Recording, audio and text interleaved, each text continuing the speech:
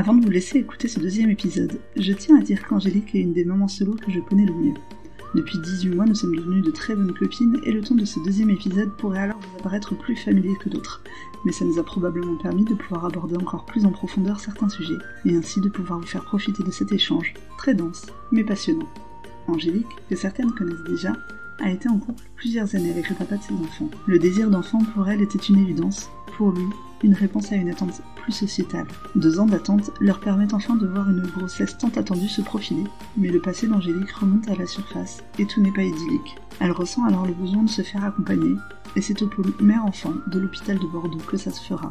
Un accouchement et un coup de foudre immédiat avec sa fille lui permettront de rentrer plus sereinement dans la maternité, et un petit garçon arrive à son tour 20 mois plus tard. Mais d'après ses propres mots, leur couple n'a jamais bien fonctionné, et c'est elle qui prend un soir la décision de quitter le père de ses enfants. Mais Angélique est très croyante, protestante, et elle se questionne beaucoup sur le mot divorce et son impact. Et l'aide de son pasteur va alors se révéler très importante.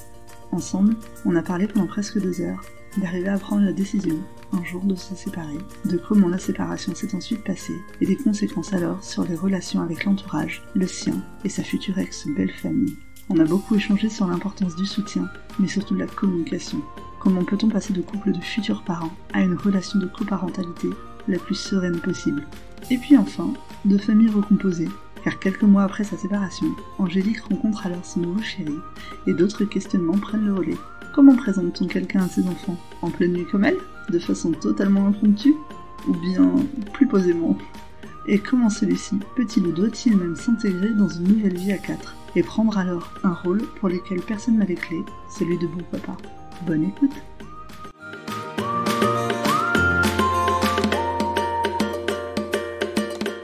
Bonjour Angélique. Bonjour.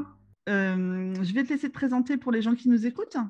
Oui, alors je m'appelle Angélique, j'ai 32 ans, j'ai 2 enfants de 6 ans et presque 6 ans, pas tout à fait, et 4 ans. J'habite à côté de Bordeaux et je suis assistante maternelle depuis très peu de temps. Ouais, c'est en cours encore, je crois, de... Oui, je dois faire la formation avant de garder des enfants. C'est ça. Avant qu'on parle un peu plus précisément de la séparation, de ta vie de mère célibataire et puis aujourd'hui de ta vie actuelle, j'aimerais bien qu'on revienne un peu sur la maternité, le moment où tu as eu tes enfants, de savoir si pour toi c'était quelque chose, par exemple, de désiré ou au contraire, ça s'est fait comme ça. Comment ça s'est passé pour toi? Alors, Éléonore, la première, ma fille, je suis tombée enceinte en janvier 2015. J'ai appris la grossesse fin février. Éléonore, c'était une petite fille qui a été très, très, très, très, très, très désirée parce que j'ai arrêté la pilule en février 2013 pour l'avoir. Et en fait, j'ai appris sa grossesse un peu tard parce que j'avais déjà 15 jours de retard, en fait, quand j'ai appris sa grossesse. Tout simplement parce qu'en fait, j'attendais mes règles pour faire le premier examen pour la PMA. Parce que ma gynécologue m'avait dit, là, 2 ans d'attente, faudrait peut-être se bouger. Ouais, ça commence à faire long. Voilà. Donc Éléonore était vraiment une enfant qui a été mais très très très désirée. Ça a été mon miracle à moi, Éléonore. Peut-être pas pour les bonnes raisons pour le coup, parce que la raison principale c'est que je voulais devenir maman. Je voulais être maman. Donc, quand elle est arrivée, ça a été le jour de l'accouchement, ça a été le coup de foudre tout de suite en fait. On a eu et on a toujours une relation qui est très très fusionnelle avec Éléonore. Et elle me confie tout. Et on n'a pas, il n'y a pas du tout, il n'y a rien qu'elle me confie pas. C'est vraiment très très fusionnel avec ma fille et ça depuis toujours. La maternité, ça a été pour elle par contre, la grossesse a été compliquée par contre pour le coup. D'accord. La grossesse a été très compliquée, enfin, psychologiquement.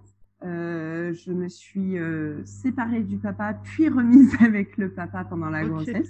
J'ai fait un retour dans ma famille, donc à 600 km de mon lieu de vie, à 4 mois de grossesse, parce que le papa avait pataugé dans la semoule très gravement. Et j'ai refait un retour sur Bordeaux à 5 mois de grossesse.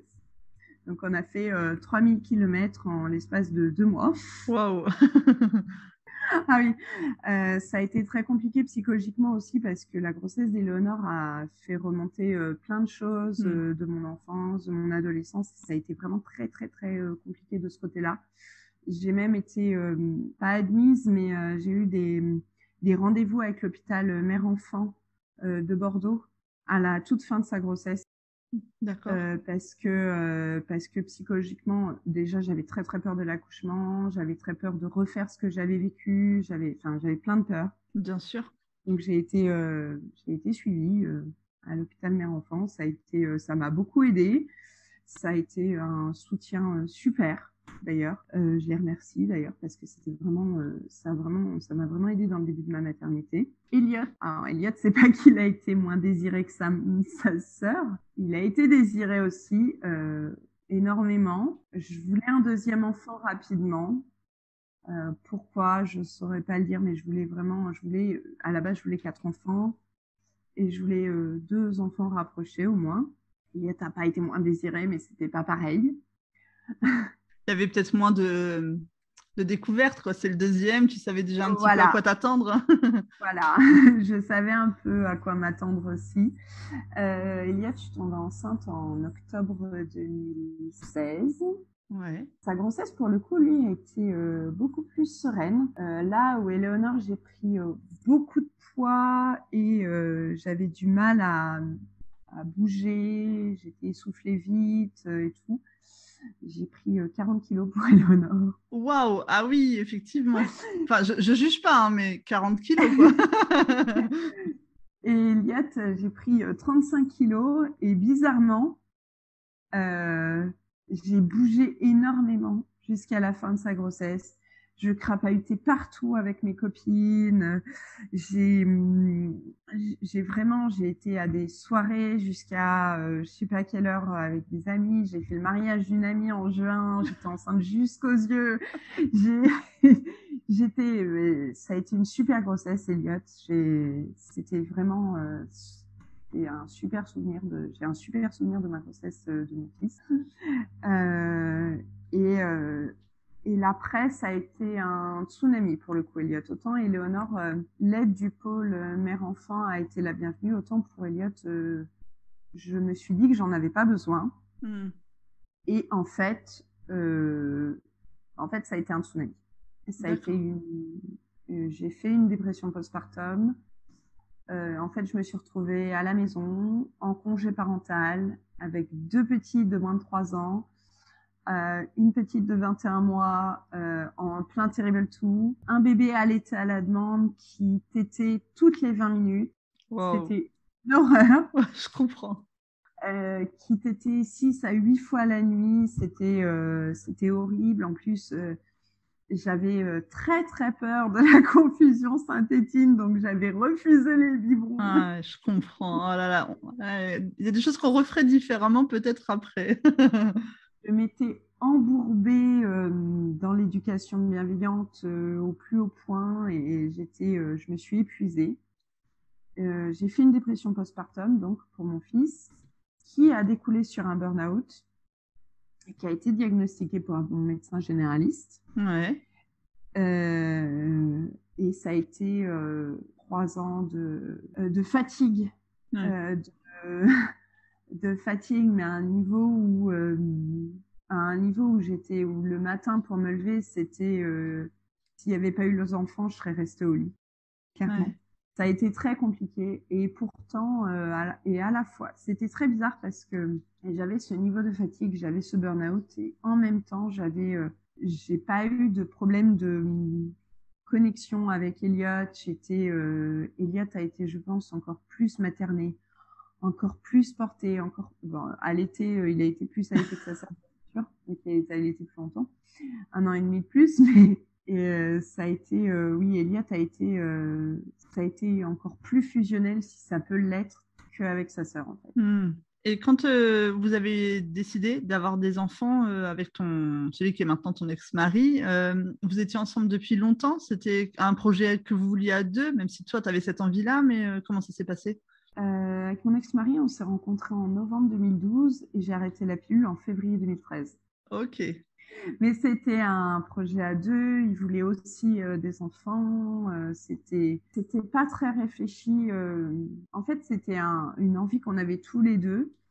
De mon côté, ça faisait très longtemps que j'avais envie d'être maman. De son côté, je pense que c'était plus, pour le coup, c'était plus une attente sociétale. Ouais.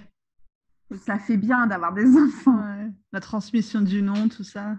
C'était plus ce côté-là. C'était plus, ce sera mes héritiers, transmettre mon nom, etc. C'est plus ce côté-là pour lui à l'époque, parce que honnêtement, il s'est pas occupé des enfants jusqu'au divorce. D'accord. Il a découvert vraiment la parentalité quand on a divorcé. Waouh. Et il a plongé les deux pieds dedans parce qu'il n'a pas eu le choix qu'elle s'en occupait quand il les avait. Mais à l'époque, c'était plutôt ça, lui. Moi, c'était vraiment, je veux être maman. Toi, c'était une certitude. J'avais déjà une expérience, pas forcément de tous les aspects de la parentalité, mais de beaucoup d'aspects parce que j'ai 5 frères et sœurs et il y en a qui sont beaucoup plus petits que moi. J'ai 12 ans de différence 12 ans et demi avec le dernier. J'ai 11 ans et demi avec celui d'avant. Je me suis beaucoup occupée de certains d'entre eux. Donc, j'avais déjà une certaine expérience, mais c'est pas comparable, en fait. Ouais, je crois que tu peux t'être préparé, mais tant que t'es pas parent, en réalité, tu sais pas quoi. C'est ça. Et tant que t'es pas parent, tu sais pas ce que c'est, en fait. Faut le vivre, je crois vraiment. Je crois que tu peux avoir toutes les théories du monde, tant que t'es pas parent et que t'es pas dedans et que t'as pas un peu galéré, on se rend pas compte en fait de ce que ça représente. H24, c'est pas possible. Ben, il y a pas longtemps, parce que la grande phrase de mon ex à l'époque, c'était « Mais t'as eu des frères et sœurs, tu sais faire ». Et en fait, il y a pas longtemps, je me suis rendu compte que la différence entre avoir des frères et sœurs et m'en être occupée comme je m'en suis occupée, parce que c'était au-delà de s'occuper de ses frères et sœurs chez moi, j'étais vraiment responsable d'eux, j'étais responsable de leurs devoirs, de leur donner la douche, de les faire manger, enfin, j'étais vraiment responsable d'eux. C'est qu'au-delà de ça, même si j'étais responsable d'eux, s'il leur arrivait quelque chose, c'était pas moi qui devrais en répondre en fait. S'ils faisaient une bêtise grave qu'aurait nécessité la gendarmerie ou quoi, s'ils se blessaient gravement, c'était pas de mon ressort en fait. Ouais. Même si c'était moi qui étais responsable et que c'était moi qui allais m'en ramasser une, en fait, je me serais ramassé juste une claque dans la figure ou quoi, parce que ça marchait comme ça. Mais c'est pas moi qui aurais eu les problèmes en fait. Ouais, c'est pas moi qui étais vraiment responsable. Alors que là, avec les enfants, c'est nous qui sommes responsables vraiment d'eux en fait. S'il leur arrive quelque chose, si j'ai une peur panique du kidnapping, s'ils sont kidnappés, c'est moi, c'est pas mes parents, c'est moi en fait. Et la différence, elle est là, je pense, entre les deux. Oui, oui, certainement, parce qu'à partir du moment où forcément que c'est les tiens, t'assumes effectivement l'entière responsabilité de toute façon de tout ce qui peut se passer. Ça, c'est certain, effectivement, quoi. Et ça fait peur. Oh oui. Bah oui, parce que tu es en hyper vigilance tout le temps, quoi. En fait, ça s'arrête jamais. Faut pas tomber dans l'extrême, mais en même temps, t'oublies pas tout ce qui peut se passer, quoi. Donc, du coup, c'est un fil. Ouais, c'est fatigant, surtout, je trouve. C'est parce que c'est une pression constante, en fait, qui est présente en réalité à l'esprit. Ça leur laisser assez d'autonomie, les laisser grandir, les laisser petit à petit quitter le nid, mais en même temps, veiller sur eux sans qu'ils s'en aperçoivent forcément, en fait. C'est ça, exactement. C'est toujours sur un fil et c'est très compliqué, en fait. C'est horrible à vivre, en fait. Ouais, je suis pas sûre que ce soit le sentiment le plus agréable de la maternité, ça c'est vrai, effectivement. C'est Audrey Byrne qui disait le plus difficile dans la maternité, c'est cette inquiétude permanente qu'il ne faut pas montrer. C'est ça, exactement, effectivement, ouais. C'est une phrase qui est très très juste. Et après, donc du coup, Éléonore puis Elliot sont nés. Un jour, vous vous êtes séparés. Comment ça s'est passé? Est-ce que c'est quelque chose qui a été anticipé? Est-ce que c'est de ton initiative à toi ou de la sienne? Est-ce que ça a été très brutal? Comment ça s'est fait? c'est compliqué en fait.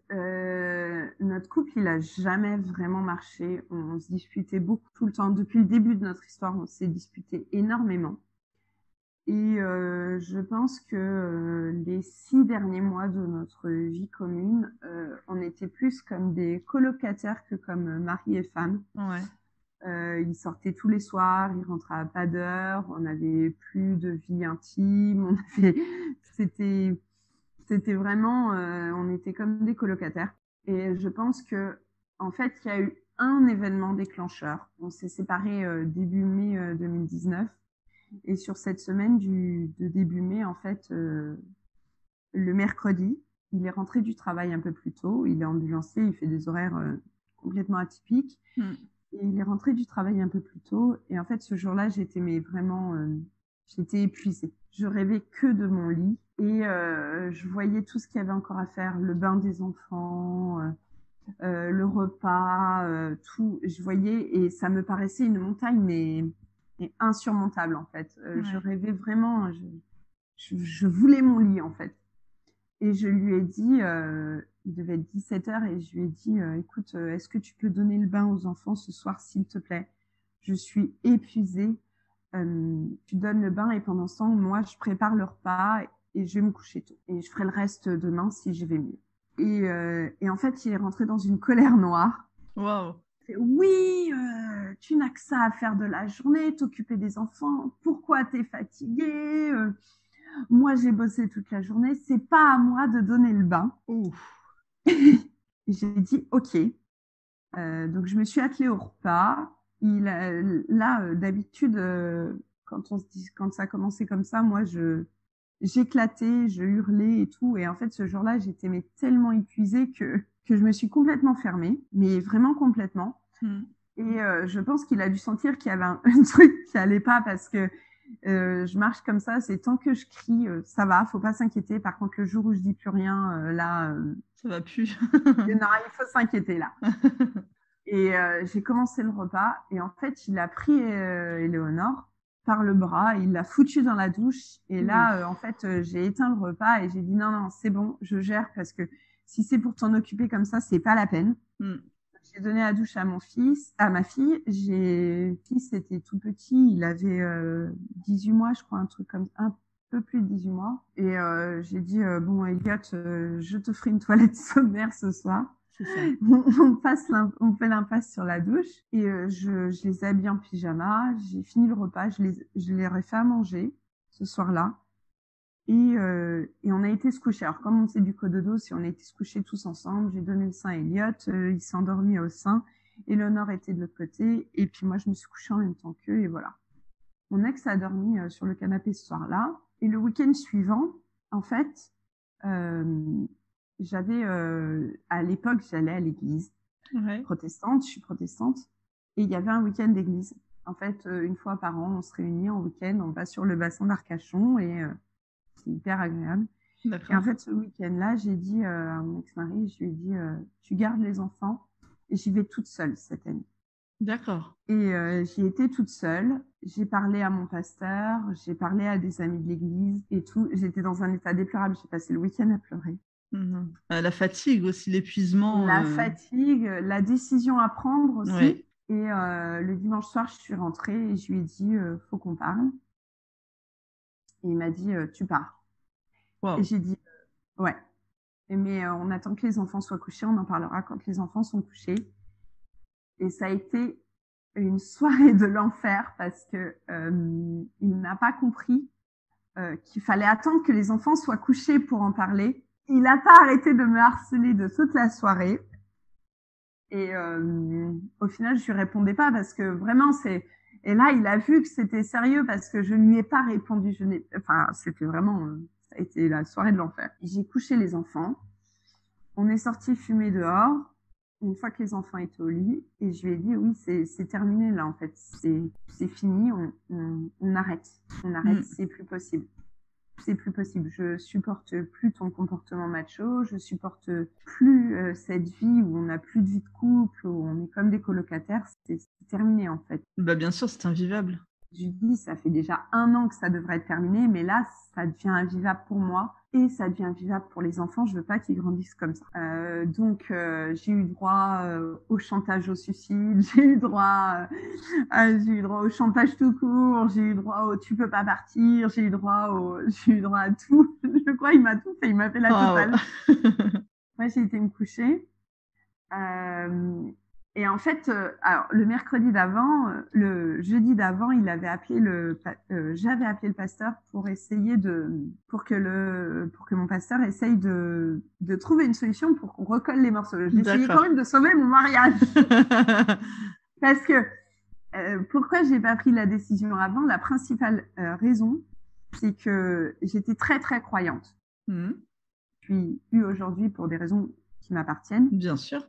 J'étais très, très croyante. Et pour moi, il y a une phrase dans la Bible qui dit « On ne désunit pas ce que Dieu a uni ». Donc pour moi, le divorce, c'était juste impensable. Ouais. C'était vraiment impensable. Et du coup, j'avais appelé mon pasteur pour qu'on essaye de recoller. Donc, il nous avait pris tous les deux. Il m'avait pris à part. Il avait pris mon ex-mari à part. Et en fait, il m'a dit « Mais… Et donc, la semaine suivante, c'est mon ex qui l'a appelé. Waouh. Il n'est pas du tout croyant. Mais, et en fait, donc pareil, le pasteur nous a pris tous les deux à part et il m'a dit, mais tu sais, Angélique, mon pasteur m'a dit, mais tu sais, Angélique, Mathieu, il essaye là de se montrer sous son bon jour, celui qui essaye de recoller les morceaux et tout, qui appelle le pasteur, qui veut il dit, en fait, il avait appelé un collègue à lui qui était spécialisé dans les relations familiales comme ça. Ouais. Et il m'a dit, quand un mariage, il en arrive à ce point-là, il y a rien. Ah, il y a plus rien à faire. Plus rien à faire, c'est comme ça. Et le divorce s'est passé comme ça. Ça a été, on a eu 2 semaines de cohabitation jusqu'au mois de 2 ou 3 semaines de cohabitation au mois de juin. Et au mois de juin, au week-end de la Pentecôte, mon ex-mari a pété un câble. Il a pété un câble. Il a été violent. D'accord. Il a été violent une seule fois. Enfin, c'était la fois de trop. Et du coup, j'ai appelé des amis à la rescousse et je suis partie. D'accord. J'ai porté plainte. Et je peux le dire, c'est pas grave, ça peut être diffusé. Il y a la plainte a été pas classée parce qu'apparemment il aura une amende. Donc. D'accord. Voilà, j'ai eu des nouvelles la semaine dernière, donc voilà. Et en fait, je suis partie, je me suis réfugiée chez des amis à moi. Et mon pasteur devait partir sur Poitiers ce week-end-là. Et du coup, j'ai profité de sa voiture pour qu'il me dépose chez ma sœur. D'accord. Et je suis partie comme ça. J'ai été hébergée par ma mère pendant 2 mois. Ça a été très, très, très compliqué. J'imagine, avec les enfants. Oui, avec les enfants, ça a été très compliqué. Et en même temps, ça a permis que mon ex-mari se calme et qu'on retrouve une relation plus apaisée pour décider de comment on allait ce qu'on allait choisir on voulait absolument un divorce à l'amiable pour le coup. D'accord. Et pour décider de ce qu'on allait mettre dans la convention, ça a permis que tous les esprits s'allègent. Il a été violent à ce moment-là parce qu'il avait très très peur que je lui enlève ses enfants en fait, que je l'empêche de voir ses enfants. Et il a été rassuré en fait quand je lui ai dit mes parents ont divorcé, ça a été une cacophonie pas possible, ça a été un divorce qui a duré des années. Jamais je ferai ça en fait. Tu pourras voir les enfants quand tu voudras. Il y aura un cadre, mais si tu veux les voir à un moment hors du cadre, il n'y aura pas de souci. Et à ce moment-là, au moment où on a eu des relations assez apaisées pour qu'il entende ça, ça s'est calmé. D'accord. Ça a été compliqué, on va dire, les 3 premiers mois. Et après, il y a eu du sable dans les rouages à certains moments. Bien sûr. Il y a eu des ondes de compréhension en 2 ans, mais c'est plutôt apaisé. Ça se passe plutôt bien même. Du coup, ça s'est mis en place finalement assez facilement quand même, quoi. Globalement, ça n'a pas été trop dur. Hein. Non, le plus dur à gérer, ça a été sa famille à lui. Ah oui, la réaction. Oui, ça a été mon ex-belle-famille, du coup, qui... alors, on a eu... il lui reste que 3 personnes. Il reste sa mère, sa grand-mère et sa tante. Donc sa grand-mère, ça a été pour des raisons de logistique. Tu peux pas divorcer parce que qui c'est qui va gérer l'argent à la maison? Waouh. Ça va, Ok, je ne suis que la comptable. voilà, c'est ça, sympa. Puis c'est hyper, enfin, comment dire, c'est pas du tout moderne, quoi, comme vision des choses, quoi. C'était sa grand-mère, ça a été vraiment qui c'est qui va gérer, c'est sur nous que ça va retomber. Voilà. C'était cocasse. Enfin, j'en ai rigolé parce que c'était tellement énorme que sa mère,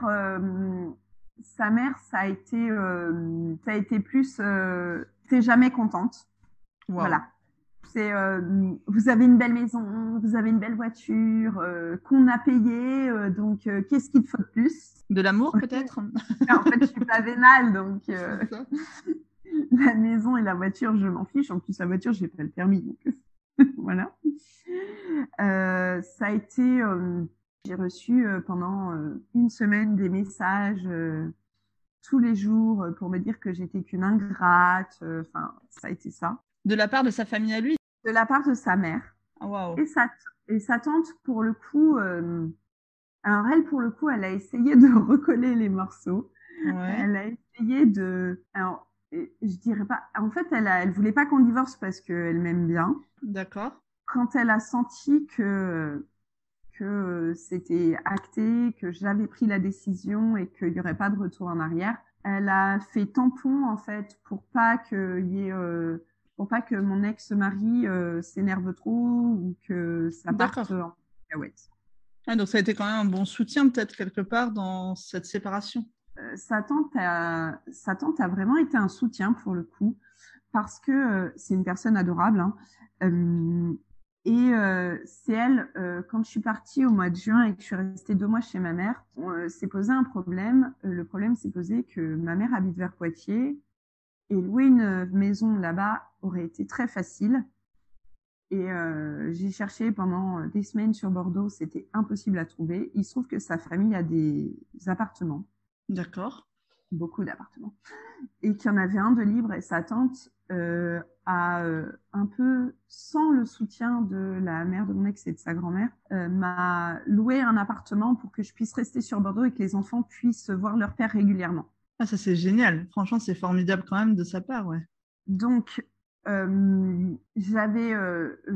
contre, je lui ai dit, on fait les choses comme si j'étais une locataire lambda parce que je veux pas de soucis avec le reste de la famille.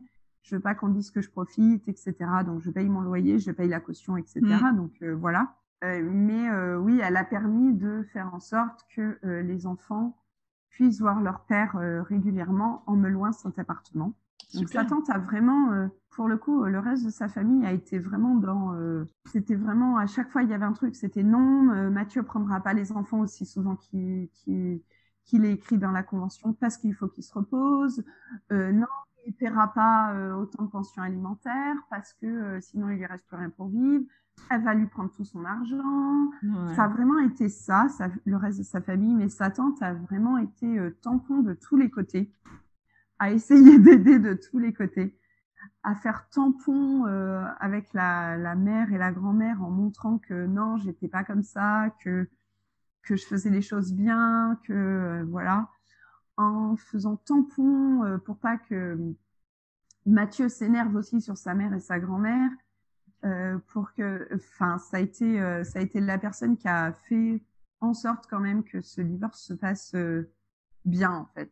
En fait, elle a joué le rôle d'une médiatrice finalement un peu extérieure, même si elle vous connaissait, mais pour faire en sorte que les choses soient mises en place, ouais, voilà, correctement, quoi. Pour le coup, elle a été mais super en fait, parce que si elle n'avait pas été là, si elle n'avait pas fait ces choix-là, ben aujourd'hui, je pense que je serais vers Poitiers, que les enfants verraient leur père qu'une fois par mois parce qu'il y aurait 1000 kilomètres à faire par mois. Bien sûr. Toutes les semaines, donc c'était pas possible. J'aurais pas rencontré mon conjoint actuel non plus.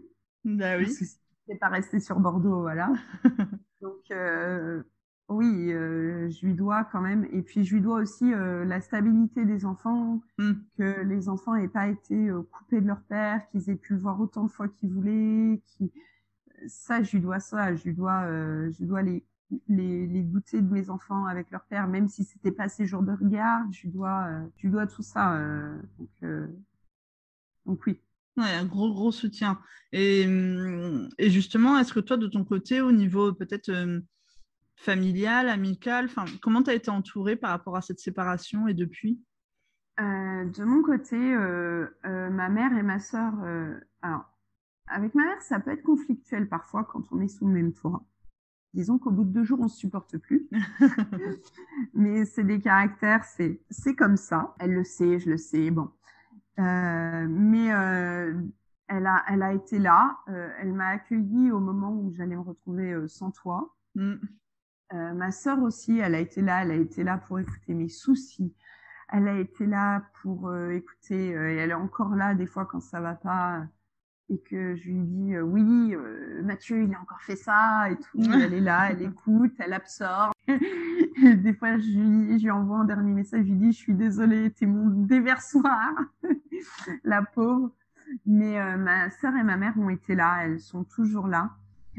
J'ai un groupe d'amis qui a été un soutien, mais de fou, que ce soit pour parler, pour m'aider à déménager, pour les enfants, pour m'accorder même ne serait-ce qu'une demi-heure sans les enfants quand j'en pouvais plus. C'est merveilleux. J'ai une amie qui venait et qui me disait allez, aujourd'hui je t'embarque les enfants, je vais leur faire manger une glace et puis voilà. Et c'est leur tata. J'ai une amie qui habite pas loin de chez moi, qui a été là pour mon déménagement de Bordeaux, de chez mon ex à Bordeaux Centre, et qui est toujours là. Non, j'ai un groupe d'amis, indéfectibles qui sont là, et c'est très bizarre parce que c'est pas des amis que je connais depuis des années et des années en fait. Ouais.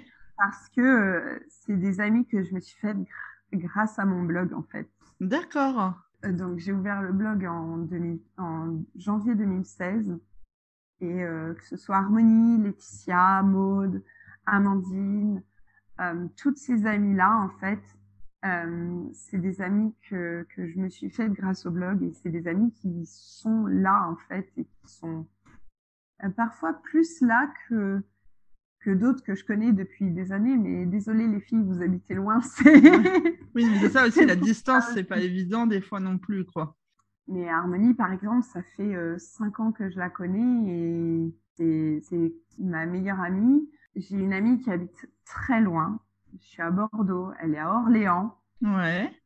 Et c'est une de mes meilleures amies qui a été là aussi, qui m'a accueillie aussi à Orléans à un moment donné en 2019, en 2018 aussi, quand ça allait pas, à Pâques.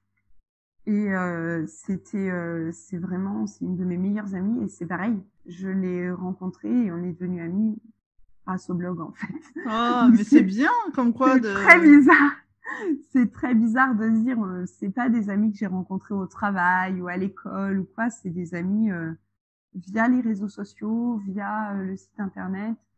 Mais c'est des personnes formidables qui, à ce moment donné de ma vie, ont été là. Et je pense que c'est là qu'on se rend compte que c'est des vrais amis, en fait. Oui. Parce qu'elles m'ont pas lâché quand ça allait pas, en fait. Elles étaient là pour les bons moments, quand on s'amusait et tout, c'était cool. Mais quand ça a commencé à plus aller à ce moment-là de la vie, elles étaient là aussi. Oui, mais je pense que tu as raison, c'est comme ça qu'on reconnaît les vrais amis, effectivement. Et c'est surtout pardon, ce qui est merveilleux finalement, c'est que tu as pu être autant entourée pour justement pas te retrouver toute seule face à cette séparation, cette nouvelle vie, qui aurait peut-être pu être plus difficile encore si tu n'avais pas eu cet entourage-là, quoi. Ah ben totalement. Si j'avais pas eu cet entourage-là, déjà, ce qui a été en fait le plus compliqué au tout début, je pense, au tout début de mon divorce, le plus compliqué, ça a été de gérer les week-ends sans les enfants. Ah oui. Parce que ça faisait... Elliot avait 18 mois, Éléonore avait presque 3 ans. Donc, ça faisait presque 3 ans que j'étais collée serrée avec eux tous les jours. Alors, Éléonore a été un peu chez la nounou en 2016 parce que j'avais repris la fac. Comme je suis tombée enceinte d'Eliott rapidement et que j'étais très malade, j'ai raté mes partiels et j'ai arrêté la fac. Mais sinon, j'ai été collée serrée avec mes enfants toutes ces années. Je les ai allaités, je les ai maternés, je les ai portés. Vraiment, c'était... Et gérer ces week-ends toute seule, où pour la première fois depuis la grossesse, depuis 2015, je me retrouvais toute seule. C'est dur de gérer ce temps seul. Hein. Je savais plus quoi faire, en fait. C'est ça. Je savais plus. C'est du temps dont tu as eu besoin et en fait, tu sais pas comment faire au début, je trouve. Il faut un temps de réadaptation en réalité. C'est ça. En fait, ça fait du bien. C'est du calme. Mais qu'est-ce qu'on fait quand on est toute seule? Qu'est-ce qu'on fait? Et là, j'ai des amis qui ont été là et on a fait des soirées, on est sortis, j'avoue que les premiers mois, les week-ends où ils étaient chez leur père, je vivais comme une ado. Et vraiment, je vivais comme une ado avec une carte de crédit. Ouais. Pas beaucoup d'argent, mais j'avais une carte de crédit. Mais c'était vraiment ça, c'était les sorties dans Bordeaux avec les copines. J'en ai profité aussi pour réapprendre à prendre soin de moi parce que j'avais laissé tomber complètement ce côté-là. J'étais plus une mère en fait. Mais les premiers week-ends, on est vraiment désœuvrés en fait. C'est vraiment géré dans l'appartement. Je couchais dans leur lit. Sauf qu'il y a les premiers week-ends, et moi je me rappelle surtout la première fois où ils sont partis une semaine. Ça a été un déchirement. J'ai pleuré. Enfin, je pleurais tout le temps, tous les soirs et tout. C'était super dur, quoi. Ah mais ça a été. Alors, la première fois, ils sont partis une semaine chez leur père. Ça a été horrible pour moi parce que je rentrais tout juste dans mon nouvel appartement. Donc, l'appartement, on a fait le déménagement le 22 juillet. Et ils étaient en vacances chez leur père du 21 au 27 ou un truc comme ça, je crois. Ouais.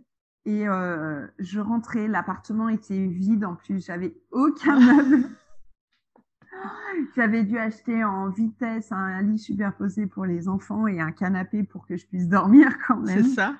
Parce que j'avais un petit appartement de 38 mètres carrés. Et tout était en bordel, les cartons étaient pas défaits. Enfin, j'étais dans cet appartement vide où je devais monter les meubles et tout. Et j'étais là, mais je fais quoi? Je commence par quoi? Et je crois que le pire, ça a été le 24 juillet. Parce que c'était l'anniversaire de mon fils. Ah, c'est dur. Il était chez son père et je crois que c'était ses 2 ans. Et en fait, j'ai encore plus pleuré parce que j'ai appris par la suite qu'en fait, il n'avait pas eu d'anniversaire. Son père lui avait pas fêté son anniversaire. Aïe, aïe, aïe. Et j'ai encore plus pleuré après parce que je culpabilisais, parce que j'étais moi en train de défaire les cartons et tout. Et en fait, cette année-là, en fait, Eliott n'a aucune photo de ses 2 ans, rien du tout. Ah, ça c'est dur. Ouais, et là c'est la maman qui parle et t'as le cœur qui se serre, quoi. Ah ouais, là c'était horrible parce que moi en plus j'avais, enfin, on a eu un problème en fait quand j'ai emménagé dans cet appartement-là, j'ai eu un problème de livraison sur l'électroménager et en fait pendant j'ai emménagé le 22 juillet et l'électroménager a été livré début septembre. Oh, c'est pratique, quoi. Donc, en fait, on a vécu 1 mois et demi sans machine à laver. Oh, l'horreur. Sans four. Donc, déjà, j'ai même pas pu faire de gâteau à Eliott. J'ai pas pu. Il a eu des cadeaux, hein, je rassure les gens. Il a eu des cadeaux d'anniversaire, quand même, de ma part. Et surtout, je n'avais pas de frigo. Ça, c'est un vrai problème, par contre, ouais. À Bordeaux, ouais. Au mois de juillet-août, avec un appartement sous les toits. C'était plus un problème, c'était une catastrophe. Ah ouais, un cauchemar, ouais. J'avais 37 degrés dans l'appartement, j'avais aucun moyen de mettre au frais, c'était horrible. C'était horrible. Et moi, j'étais là, je culpabilisais de ne pas avoir fêté l'anniversaire de mon fils. Oh, tu m'étonnes. Et en fait, j'avais pas de moyen de rien faire. C'est ça. Ça a été catastrophique la première fois où ils sont partis en vacances chez leur père. Je pleurais tellement que je crois les 3 derniers jours, mon ex a accepté que je passe pour aller les voir. Non, mais je sais qu'on rigole là, mais parce que c'est un peu nerveux aussi, mais pour l'avoir vécu, sur le coup, évidemment, tu rigoles pas du tout. Et c'est un déchirement, je crois, de... Même si tu sais que tu confies tes enfants à l'autre parent avec qui tu les as eus, de plus les avoir auprès de toi comme ça tous les jours, et même si parfois ils nous sortent par les yeux, c'est horrible en fait, cette sensation d'être séparés comme ça. Moi, je crois que franchement, il m'a fallu 1 an pour arrêter de pleurer à chaque week-end et vacances qui partaient, quoi. Enfin, franchement, c'est... Moi, j'ai arrêté de pleurer quand j'ai sevré Elliot. Ah ouais? Ah, moi, ça n'a pas suffi. Déjà, la première fois où ils sont partis en vacances, entre le déménagement, le pas d'électroménager, l'anniversaire de mon fils et les montées de lait, Ça faisait beaucoup. j'ai cru que j'allais mourir. En fait, j'ai dit, c'est pas possible. Le sort s'acharne. Oui, c'est ça, que ça faisait un cumul quand même. Ça faisait un cumul. Et j'ai sevré Elliot en février 2020. Donc, ça faisait... je me suis séparée en mai. Donc, si on compte pas mai, mais juin, où le rythme des week-ends a commencé à être pris, ça faisait quand même 8 ou 9 mois, je crois. Je sais plus, j'ai plus compté. Et en 8 ou 9 mois, j'ai réussi à plus pleurer chaque week-end et j'avais rencontré mon conjoint. Donc ça aidait bien. Ça aidait aussi, ouais, c'est vrai, quand même. Ça aidait bien. Je pleurais parce que je devais quitter mon chéri le dimanche soir maintenant. C'est pas la même chose. Il y a toujours une raison pour pleurer. Les dimanches soirs pendant 1 an ont été très compliqués. Mais j'ai réussi à plus pleurer parce que je pense que c'est le fait de voir mes enfants qui étaient contents, en fait, d'aller chez leur père, qui me racontaient leur week-end avec plaisir. Et ou même s'il y avait des couacs ou si mon ex faisait pas tout parfaitement. Bien sûr. Comme je lui ai dit, moi non plus, je fais pas tout parfaitement. C'est ça. Et je voyais les enfants heureux d'aller chez leur papa et je voyais que leur papa, qui s'était pas occupé d'eux pendant les 18 premiers mois d'Elliot et les 2 ans, les 3 premières années d'Éléonore, ben là, il s'en occupait et que il y mettait du sien et qu'il essayait de bien faire et du coup, ben, je me suis dit bon, ben, lâche prise. De toute façon, à un moment donné, faut que tu les laisses aussi. C'est ça. Et ça a été dur quand même. Ça a été très, très, très, très dur de les laisser partir le week-end, de les laisser partir en vacances chez leur père. Et c'est encore très dur des fois. Voilà, ils sont partis 10 jours en juillet et 10 jours en août. Et au mois d'août, mon chéri était Alors, au mois de juillet, c'était assez compliqué les 10 jours parce que mon chéri travaillait, donc j'étais toute seule à la maison. Ouais, c'est dur, ouais. Et au mois d'août, il était en vacances et on est parti là, les 10 jours où les enfants étaient chez leur père, on est parti. Et là, ça a été très compliqué en fait parce qu'ils sont partis le vendredi soir. En fait, le samedi, on était en week-end avec mon beau-frère et ma belle-sœur du côté de Poitiers. Et on était en week-end dans des cabanes flottantes. D'accord. Et le dimanche, c'était réunion de famille avec mes oncles, mes tantes, mes cousins, mes cousines et tout. Et il y avait leurs enfants. Et j'étais là, faut que j'appelle les enfants. Ils me manquent trop. Ils me manquent trop, là. Il y a tous les cousins, cousines. Ils me manquent trop, là, les enfants et tout. J'ai réussi à tenir jusqu'au mardi. Mais le mardi, c'était l'anniversaire de mon neveu. Ouais. Et comme on était chez ma sœur, j'ai dit à mon chéri, non mais j'appelle les enfants comme ça, ils pourront souhaiter un joyeux anniversaire. C'est ça l'excuse. Et il me fait, non mais je suis pas dupe, hein, je le vois que tu as envie de les appeler depuis samedi, là, bon allez, vas-y, appelle-les, de toute façon. Et ça reste compliqué, je pleure plus, mais en c'est fait, pas une partie de plaisir. Bah, ça reste compliqué parce que, en plus, cette année, on est parti pendant qu'ils étaient pas là. Et à chaque fois, c'était « Oh, mais tu vois, j'aurais bien aimé faire ça avec eux. Oh, ça aurait été trop bien s'ils avaient été là. » Même chez mon oncle, ça a été plutôt « Oh non, mais j'aurais pas vécu avec Elliot. Il y a la mare. Ils l'auraient fini dans la mare en moins de 2. » Et même le truc de « Il aurait été intenable, c'est mieux qu'il soit pas là. » Bah, ça aurait... Dans ma tête, c'était « Mais si, en fait, ça aurait été bien. » C'est la difficulté de se reconstruire une vie sans eux aussi, sur les moments où ils sont pas là, en fait, quoi. C'est dur. Tu as l'impression de vivre deux vies en permanence, de la vie où tu es avec eux, la vie où ils sont pas là, quoi. Et même si tu as refait ta vie, effectivement, c'est quand même c'est autre chose, quoi. C'est ça. Et ça reste compliqué, ça Bien reste. sûr. On a l'impression d'être tout le temps dans l'ambivalence. Alors, je dis pas, hein, il y a des moments où on est content qu'ils soient pas là, honnêtement. Bien sûr. Honnêtement, j'ai des moments où vraiment je suis contente parce que quand ils m'ont fait la misère pendant une semaine C'est ça. et que le vendredi soir ou le samedi matin arrive et qu'ils vont chez leur père, je suis en mode, il arrive quand? Oui, c'est ça, tu comptes les heures. Et il arrive quand? Et t'es là, t'es contente qu'ils aillent chez leur père et quand on passe un week-end tous les deux avec mon amoureux et qu'on passe le week-end à regarder des séries que les enfants peuvent pas regarder, qu'on mange, ils n'écouteront jamais ce podcast, qu'on mange des bonbons, des pizzas, du McDo, des sushis, sans eux, ils n'écouteront jamais. Sans eux, parce qu'ils savent pas qu'on mange tout ça quand ils sont malades, on est quand même pas méchants. Là, on profite quand même à fond parce que ça fait du bien aussi. Bah bien sûr. Mais il y a quand même une toute petite partie qui dit il me manque. Ouais, c'est ça. Je sais pas si tu fais partie de ces mamans qui, moi je sais que c'est ça, et puis j'en avais parlé avec d'autres où moi s'ils sont pas là, je mets pas un pied quasiment dans leur chambre, tu vois, genre la porte elle est fermée et j'essaie d'occulter au maximum, bah parce que sinon c'est encore plus dur en fait de retourner dans leur univers. Je pleure quoi. Eh ben si. Ah ouais, tu y arrives. Leur chambre. Non, je n'y vais pas. Ah ouais, c'est ça, ouais. Leur chambre est nettoyée le jeudi et le vendredi soir, ils ont obligation de ranger leur chambre à fond. C'est ça. Et je mets pas les pieds dans la chambre du week-end. Ouais, c'est trop dur, quoi. Ouais. C'est trop dur. C'est leur univers. C'est il y a le pyjama qui traîne. L'odeur, les doudous et tout. Moi, tu sais, oh là là.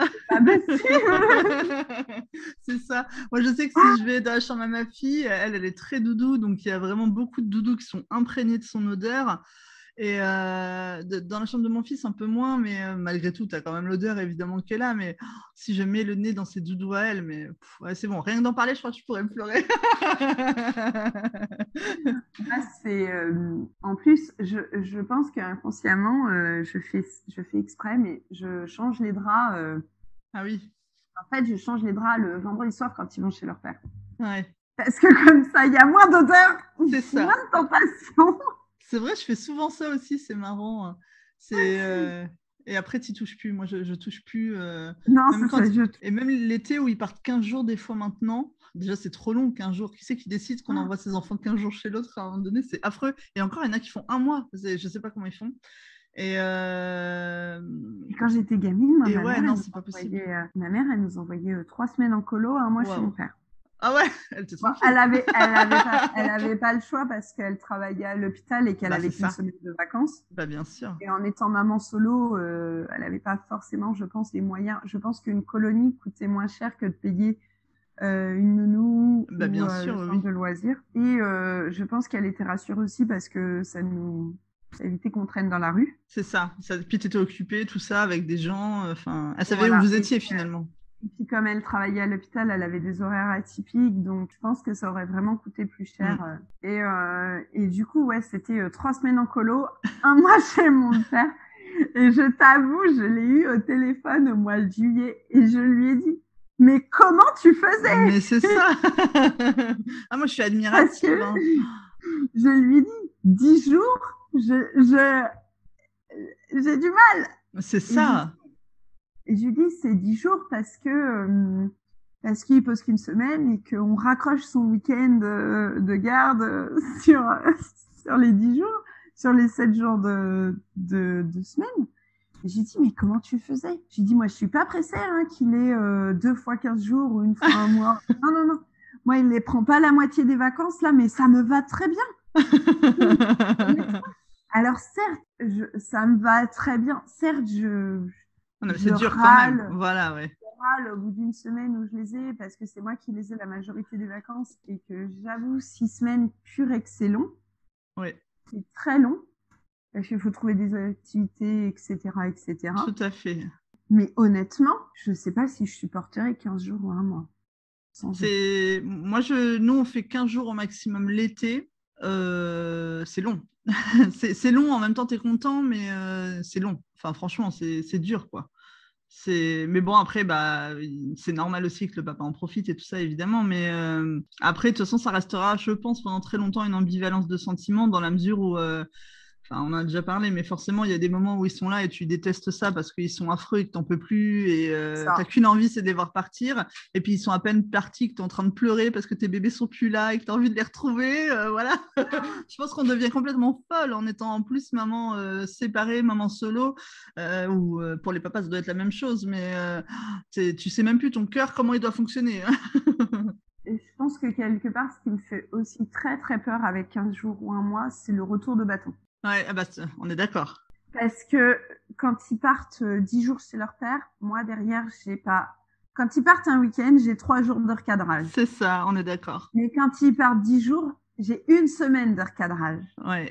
Donc s'ils partent 15 jours, voire un mois, j'ai pas envie d'avoir 2 semaines, 3 semaines de recadrage. Parce que je me dis, c'est peut-être proportionnel, je sais pas. Oh à peu près, moi, je crois, hein, parce qu'effectivement, plus ils partent longtemps, plus ça met de temps à se recadrer à chaque fois. Et puis, comme on le sait, on recommence tous les 15 jours, tout ça, c'est un truc sans fin, ça te bouffe le temps que tu as avec eux aussi, en fait, parce que tu passes ton temps à recadrer le retour de chez l'autre, effectivement, c'est épuisant. Enfin, ça, c'est une certitude. Je vois, mon ex m'a parlé de la garde alternée avant les vacances, là, et je lui ai dit non. Je lui ai dit non. Je lui ai dit, c'est pas que je veux pas dans les faits, parce que j'estime que tu as autant de droits que moi de les avoir. Bien sûr. Et je lui ai dit, c'est déjà d'une part la logistique, comment tu vas gérer? Parce qu'avec ton boulot, tu finis des fois à 23 heures.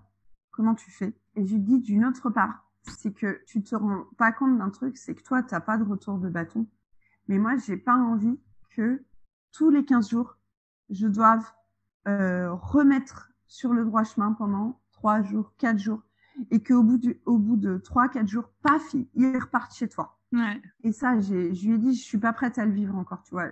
J'ai pas envie d'avoir une semaine sans enfant pour avoir une semaine où je vais gueuler toute la semaine parce que il va falloir que je recadre ta semaine parce qu'ils vont avoir décidé que voilà, même si les règles sont à peu près similaires chez papa et chez maman, je sais pas.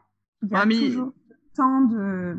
C'est chez nous qui relâche quand même dans tous les cas, parce que c'est chez nous qui passe plus de temps aussi, je crois, et que du coup, tu es la figure de référence, la fameuse, qu'on déteste, mais au final, c'est chez nous que ça se passe systématiquement. Après, de toute façon, ça, c'est des choix très personnels, et puis il faut que ce soit en accord les uns avec les autres, effectivement, par rapport au mode de garde. Ça, c'est pas évident non plus de savoir quelle est la bonne décision, même pour les enfants, des fois, c'est pas facile. Ils en pensent quoi, eux? Les enfants, pour l'instant, je leur en ai pas parlé, honnêtement. D'accord. Sachant que je pense que ça pourrait se faire, mais pas maintenant. Honnêtement, pas maintenant. Déjà pour des raisons logistiques par rapport, c'est vrai, aux horaires de travail de mon expérience. Bien sûr. Et puis, je pense que quand ils seront un peu plus autonomes, vers 14-15 ans peut-être. Ah ouais, dans longtemps quand même. Ouais, quand ils seront plus autonomes, parce que je pense qu'il faut qu'ils sachent se gérer tout seuls, parce que le problème du boulot de mon ex, il est ambulancier. Oui. C'est qu'il a son horaire d'embauche la veille à 19h30. Ah oui, c'est du cas par cas, quoi. Et l'horaire d'embauche, il a ses jours de repos sur le mois, mais il a ses horaires la veille, tous les soirs, il a son horaire d'embauche du lendemain. Et l'horaire, elle peut varier entre 6h, 5h30 même, et 11h30. Ah oui, c'est très très large. Ouais, effectivement, quotidiennement à organiser, c'est quand même difficile, ouais. Et l'horaire de débauche, il va l'avoir une demi-heure avant de débaucher. Ah ouais. Et quand il vient les chercher le vendredi soir, généralement, le matin, je lui envoie un message et je lui dis « T'embauches à quelle heure ?» Donc, il me dit l'heure. Et après, je compte en moyenne entre 10 et 12 heures de plage horaire pour savoir à peu près à quelle heure il va débaucher et à quelle heure il sera là pour venir chercher les enfants. D'accord. Organiser une garde alternée avec Ouais, c'est un compliqué. boulot pareil, c'est juste impossible en fait. Je comprends, ouais, tout C'est à fait. impossible. C'est une des raisons pour lesquelles j'avais pris un congé parental à l'époque où on était ensemble d'ailleurs, parce que moi j'étais aide-soignante, donc Ah oui, le cumul des horaires les deux impossible. en horaire atypique, c'était juste possible à gérer. Et là, je lui ai dit, si tu veux qu'on fasse la garde alternée, soit tu changes de boulot, Bien sûr. soit t'attends qu'il soit complètement autonome. Et lui, il n'envisage pas d'adapter son... Enfin, je ne sais pas si vous en avez parlé, mais justement de changer de métier pour pouvoir les avoir plus. Alors, il envisage, pour l'instant, il est auxiliaire ambulancier, donc il envisage de passer le DEA, donc le diplôme d'État, Ouais. pour être ambulancier et du coup pouvoir postuler au SAMU. D'accord. Ou à l'hôpital. Alors, on n'a pas l'impression comme ça, mais apparemment, de ce qu'il m'a dit, les ambulanciers de l'hôpital et du SAMU, en fait, ils ont des horaires stricts. D'accord. Ils font 7h, 19h apparemment et 19h, 7h en fait.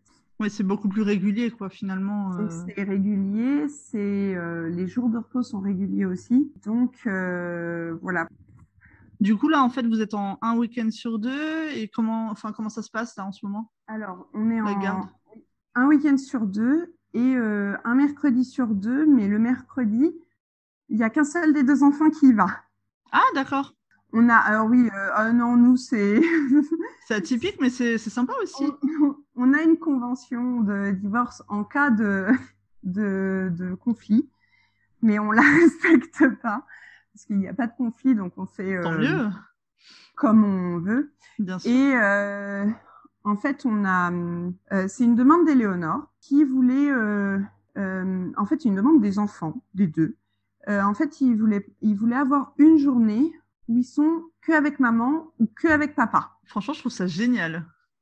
Donc, du coup, là, par exemple, demain, Éléonore est toute seule avec moi. Ouais. Donc là, ce qui se passe, c'est que ce soir, mon ex-mari va chercher les enfants à la sortie de l'école tous les deux. Il me ramène Éléonore, tout le monde prend le goûter ici, et après, il repart avec Elliot. C'est génial. Franchement, moi, je trouve, parce que effectivement, c'est quand même la difficulté quand tu es solo, c'est de passer du temps seul avec, quand tu as plusieurs enfants, quoi, un des enfants. C'est ça. Et je trouve que cette organisation, elle est magnifique quand c'est possible. Franchement, c'est génial.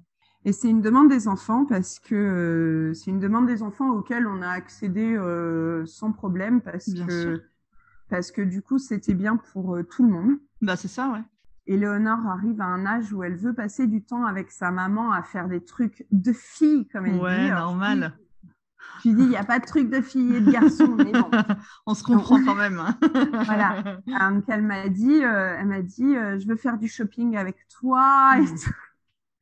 Donc, du coup, je lui ai dit, OK, j'en parle avec papa. Et puis, alors on avait fait ça déjà l'année dernière.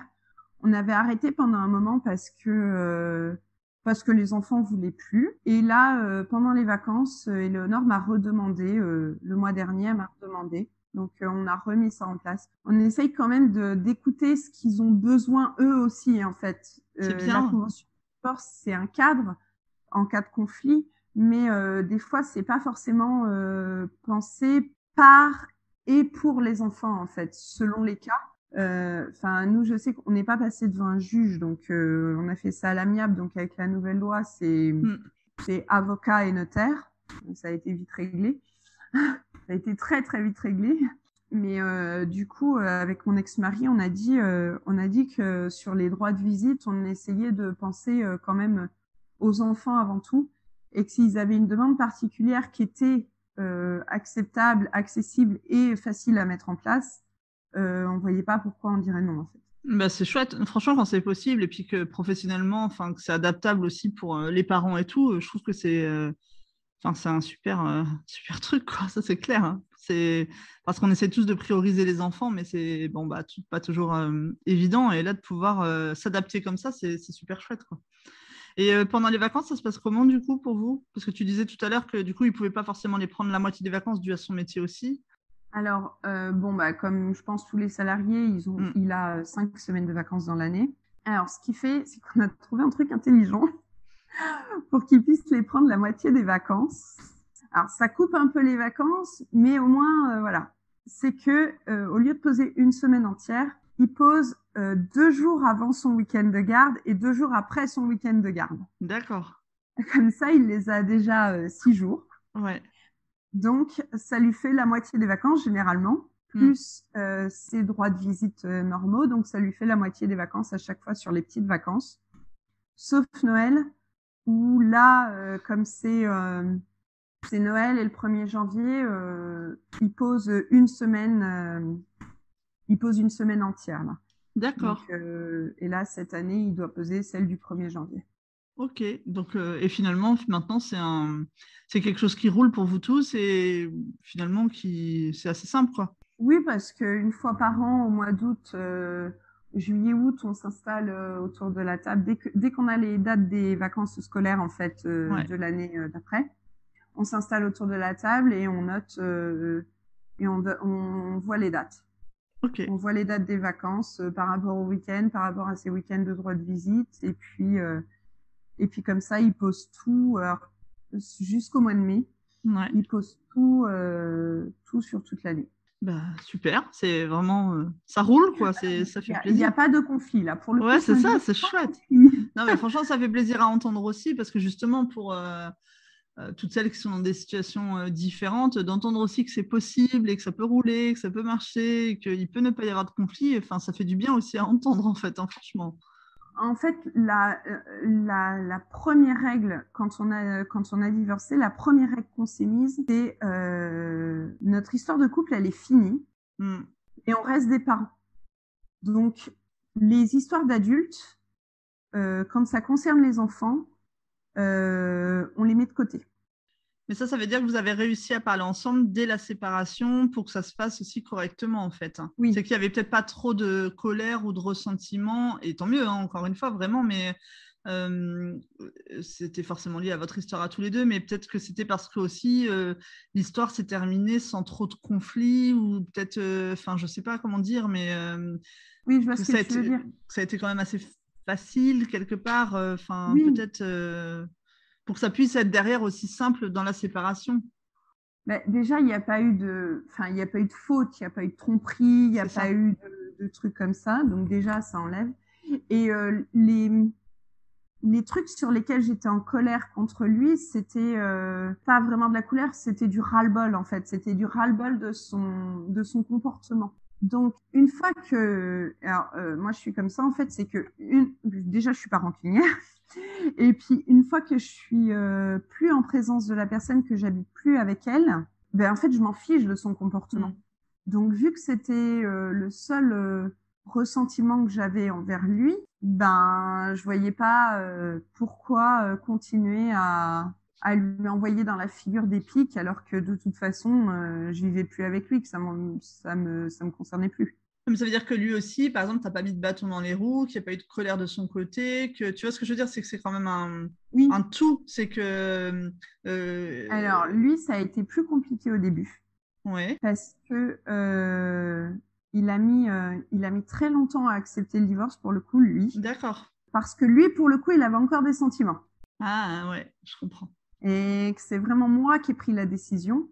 Et il y a encore quelques mois, avant qu'on emménage ensemble avec mon conjoint, il y a encore quelques mois, il allait pleurer chez son meilleur ami en lui disant qu'il avait fait la plus grosse bêtise de sa vie en me laissant partir, etc. D'accord. Donc il a mis très longtemps. Et ce qui lui a fait prendre conscience que c'était vraiment fini et qu'il me récupérerait pas, c'est l'emménagement avec mon conjoint. Ouais. Là, il a dit bon bah là c'est fini quoi, stop, c'est terminé. Là où je lui ai dit t'es un peu hypocrite quand même, Mathieu. Je lui ai dit t'étais en couple pendant tous ces mois-là. Oui, parce que lui s'est remis en couple très très rapidement après votre séparation. J'ai dit, toi, t'étais en couple, tu fais des crises de jalousie et t'étais en couple, et ça a d'ailleurs fait quelques soucis avec la la belle-mère des enfants, parce que elle m'avait appelé à un moment donné pour me dire oui, mais c'est pas possible, Mathieu il te fait des avances et tout. Alors j'avais dit stop, je veux pas d'histoire, il y a les enfants et tout, moi je m'en fiche, je suis plus avec lui, t'inquiète pas. J'ai dit, j'en ai goûté pendant 6 ans et demi, c'est bon, je ravale pas mon vomi, moi. Ouais, c'est ça, je passe mon tour. Hein. Ah non, c'est mort. Je lui ai dit, quand on y a goûté une fois et qu'on s'en rend compte, on arrête après. Hein. Ça, je comprends. Donc, lui, ça a été plus compliqué pour le coup. D'accord. Moi, de toute façon, je suis comme ça. Je vais mettre 3 plombes à prendre une décision. Par contre, quand je l'ai prise, c'est terminé. C'est fini, c'est carré. Non, mais franchement, bah après, en plus, chacun réagit à sa façon. Puis c'est peut-être lié aussi au fait de soit d'avoir été quitté ou d'être quitté, puis pourquoi on part et tout ça. Enfin, je pense que c'est un ensemble de choses aussi, Oui. effectivement. Et par contre, donc, parce que tu disais tout à l'heure que lui, c'était peut-être pas un super papa, justement, quand vous étiez ensemble et qu'il s'occupait pas du tout, je crois, quasiment des enfants. Ça t'a jamais inquiété, justement, à partir du moment où vous avez été séparés? Enfin, comment ça s'est passé pour toi par rapport à ça, de lui laisser, du coup, des week-ends entiers ou des semaines après? Si, j'avoue, je me suis beaucoup inquiétée. Et d'ailleurs, les premiers temps, c'est horrible. Hein. Ne faites pas ça, c'est pas bien. Les premiers temps, je dirais les 5 premiers mois, pour être sûre que mes enfants aillent dans une maison propre et du linge sur les fesses. Ouais. Je vois bien le. J'attends la révélation. Qu'est-ce qu'elle a fait? Je ne juge pas. Je faisais les machines et je faisais son ménage. D'accord. Ah oui, quand même. Ok. ouais. Non, mais c'est pas à faire. Hein. J'avoue, son meilleur pote, que c'est un pote à moi, il m'a dit non mais Angélique, il faut que t'arrêtes là, c'est n'importe quoi, arrête. Bah, c'est-à-dire que lui, ça l'aidait pas à se responsabiliser non plus, quoi. Et puis j'ai arrêté parce qu'en fait, il en profitait grave. Et Bah, que évidemment. plus je faisais le ménage et plus la maison était dégueulasse quand je refaisais le ménage. Truc à faire. Donc il en profitait grave. J'avais des tonnes de linge. Enfin, c'était surtout que comme j'avais pas de machine à laver les 2 premiers mois quand oui, la fameuse, ouais. J'allais faire mon linge chez lui. Ah oui. J'avais pas de choix pour le coup. Bon, il l'avait accepté là-dessus, ça avait été cool, ça avait été sympa. Mais du coup, j'avais mon linge, son linge, et le ménage. J'ai dit là, stop quoi. Ouais. Il y avait plus de séparation là, sinon. Ouais. J'ai dit stop, là, c'est bon, stop Mathieu, tu te gères. Et pour les enfants, pour qu'ils les gèrent au quotidien, il y a eu des couacs. Il y a eu des fesses rouges sur Elliot parce qu'il changeait peut-être pas la couche assez souvent. Après, au moment de la propreté, il y a eu des couches mises alors qu'il fallait pas. Parce qu'il en avait marre qu'Elliot fasse pipi dans sa culotte, alors il foutait des couches. Donc, et d'ailleurs, on a encore des soucis de propreté avec Elliot à cause de ça. Il y a eu des couacs, mais il n'y a pas eu des gros couacs en fait, parce qu'il a quand même la tête sur les épaules, il sait ce qui est dangereux ou pas, donc. Ouais, c'est ça, globalement, tu n'étais pas super inquiète de lui laisser les enfants non plus, quoi. Tu savais quand même qui il était. Oui. Alors c'est sûr, les enfants sont dans des états déplorables quand ils me les ramènent. Ils n'ont pas pris la douche, ils n'ont pas mangé des fois quand ils me les ramènent à 19h. Mais je vois que les enfants ont passé un super week-end, super mercredi, qu'ils ont manqué de rien, qu'ils ont eu tout ce qu'il fallait, qu'ils ont eu de l'amour, que leur père a joué avec eux, qu'ils ont eu à manger. Alors peut-être qu'ils mangent plus McDo chez leur père que chez moi, mais au final, je me dis... il fait ce qu'il peut avec ce qu'il a. Et puis, j'avoue que ça n'a pas été le père de l'année pendant toutes ces années-là. Mais par contre, il y a un truc que, malgré tous ses défauts d'égocentrisme et tout, il y a une chose qu'il sait faire et que j'apprécie, c'est que quand il sait pas, il sait me demander de l'aide. Ah, bien. Ouais. Quand il sait pas quelque chose sur l'éducation, quand des fois, il a peur de mal faire et il me dit je sais pas si j'ai bien fait, dis-le-moi quoi. Donc, il sait quand même se remettre en question sur ça. Et ça, je trouve que c'est quand même une preuve d'intelligence de sa part. Oui, et puis après, on n'est pas là pour juger qui que ce soit, et puis c'est même pas pour dire que c'est mieux chez l'un ou que chez l'autre ou quoi que ce soit, parce que c'est pas parce que c'est différent que c'est pas bien, ça, voilà. Mais c'est après, effectivement, il y a quand même un minimum sur l'hygiène, les devoirs après à l'école à faire, un cadre de vie quand même. Ouais. Voilà, entre eux, c'est fait, ça va lui faire mal là, je pense. Le gros souci qu'on a eu avec mon ex sur ça a été les règles. Les règles, parce que clairement, il avait tellement peur de mal faire que pour le coup, quand moi je suis sortie de l'éducation bienveillante, lui, il est tombé dedans. Waouh, d'accord. Donc ça a été des situations où, par exemple, un jour, il est venu chercher les enfants et Elliot a commencé à faire une crise de colère parce que j'avais coupé, parce que les enfants ont le droit de regarder un film en attendant leur père, quand leur père vient les chercher. Donc des fois, le film n'est pas fini, Bah tu oui. peux couper. Et là, Elliot est parti en crise et tout. Et mais vraiment une grosse crise. Et du coup, je l'ai levé par le bras, j'ai mis une tape sur les fesses, une petite tape, et c'est bon. Il m'avait saoulé pendant toute la On soirée. ne juge personne. Et je l'ai mis au coin, le temps qu'il se calme. Alors le coin, c'est pas la cave quoi, il est au milieu de nous, hein, il est dans la salle, Bien voilà. sûr. Et en fait, quand il est sorti du coin, son père l'a pris, s'est accroupi devant lui, donc tout bien. Hein. Il lui a dit cette phrase qui reste gravée. Ton comportement n'a pas été adéquat, Elliot. Hein. Celui de maman non plus, hein, mais le tien non plus. Et là, je l'ai regardé et je lui ai dit merci de saper mon autorité, c'est admirable. Filiosa sort de ce corps. Du coup, j'ai dû.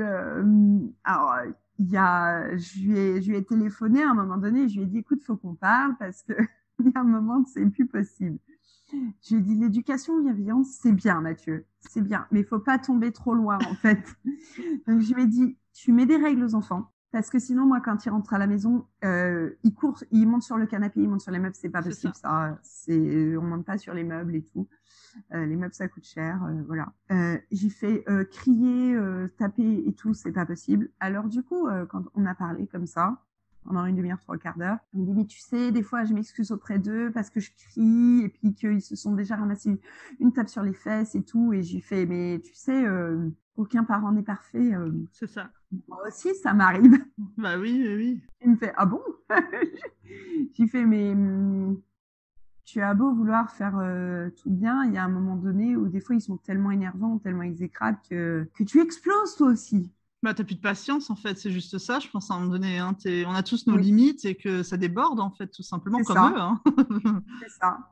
Donc, depuis qu'on a eu cette discussion, il a mis en place des règles, il a mis un tableau comme chez nous et tout. Et c'est vrai que ça s'est un peu amélioré. Bon, on a toujours le retour de bâton quand ils reviennent, mais Ouais, mais ça, je pense que ça, on pourra mettre toutes les règles pareilles et tout.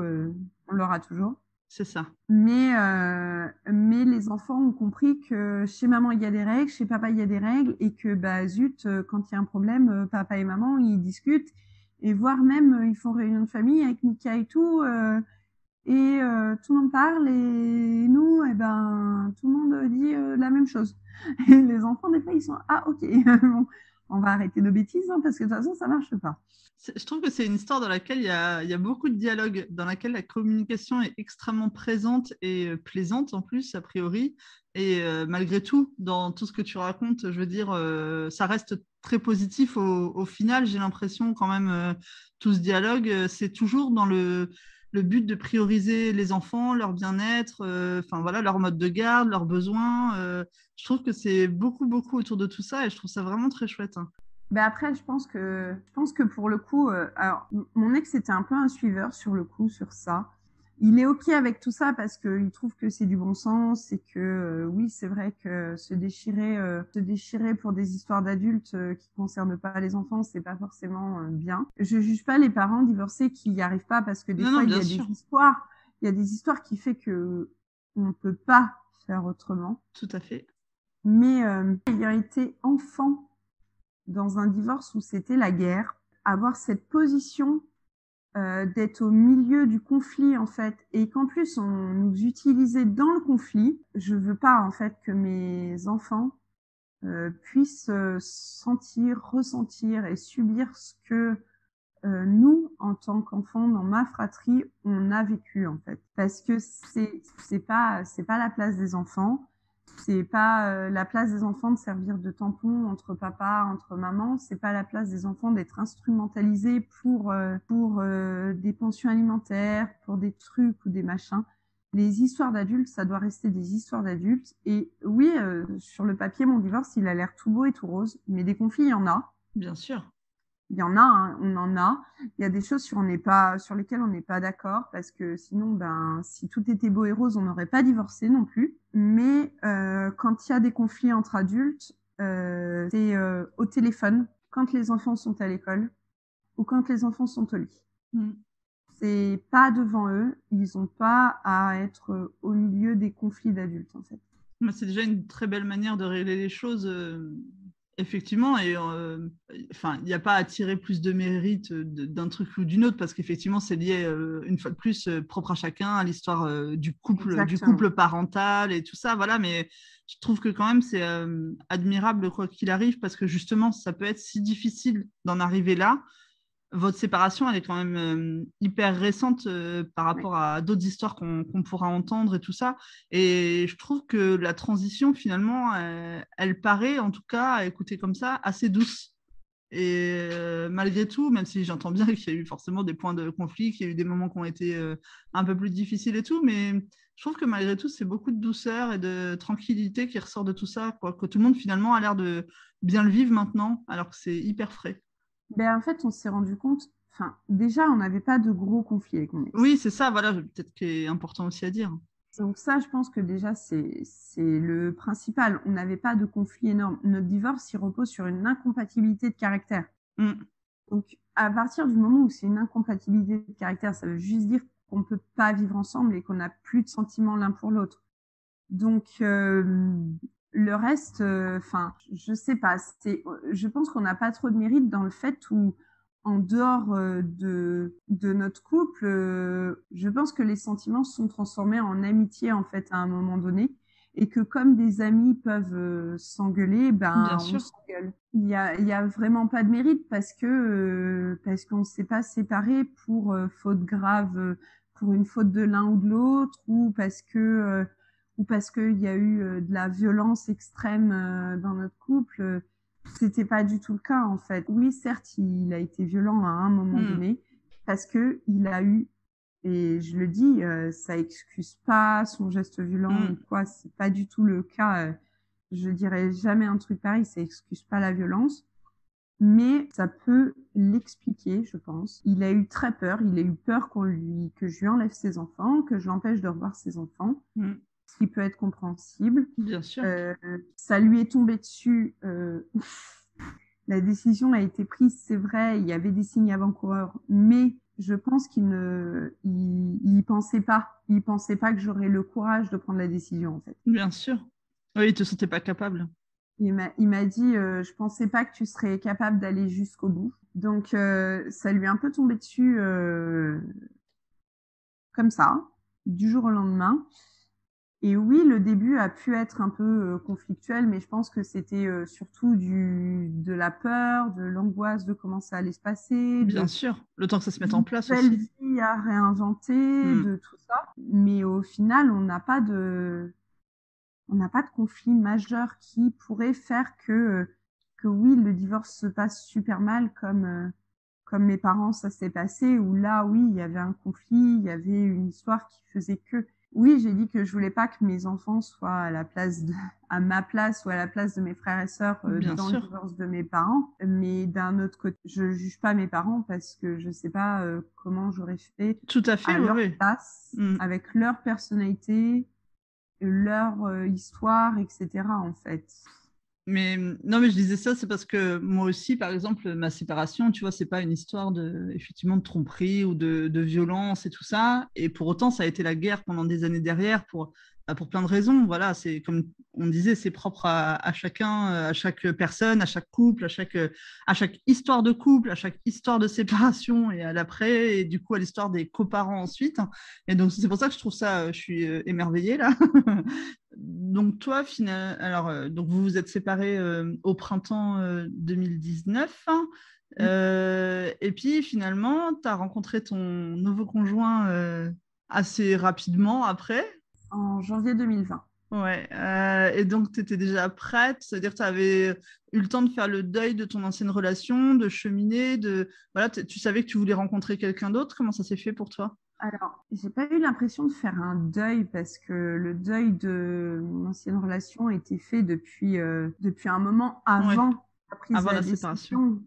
Vu qu'on n'avait plus de vie de couple, plus de vie intime, on était comme des colocataires, j'avais déjà fait le deuil de cette relation-là. Mais j'ai eu besoin de 8 mois, 9 mois presque pour me retrouver moi, avoir du temps pour moi en fait, penser à moi et, euh, et savoir ce que je voulais vraiment en fait. Et quand j'ai senti que là c'était le bon moment, que j'étais bien, alors que certes j'avais encore des petits soucis psy, Bien sûr. mais que ma dépression postpartum était derrière moi, que le burn-out était en phase de se guérir, que ça allait mieux.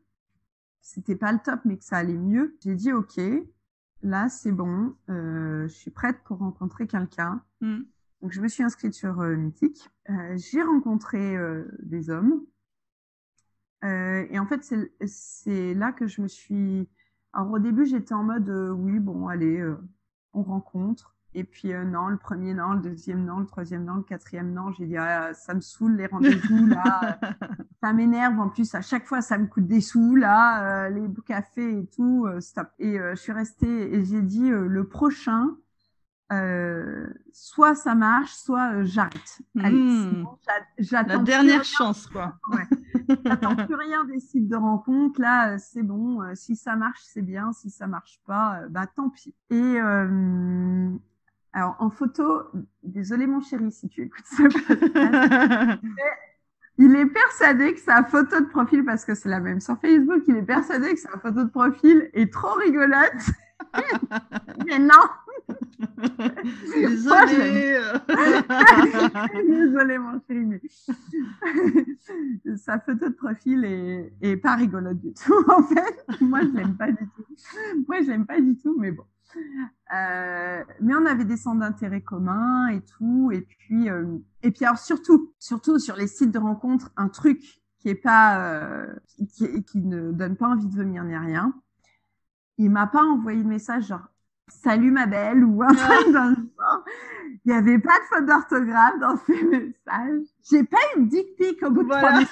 Si toi aussi tu as utilisé les sites de rencontres, tu sais, CC, ça va avec un S et oh là là, mon Dieu. Donc déjà, tu vois, il remplissait déjà 3 critères. Ça faisait déjà beaucoup. Ouais. Sur les sites de rencontres, c'est énorme. Hein. Tu coches les 3 cases, là déjà, t'es bien.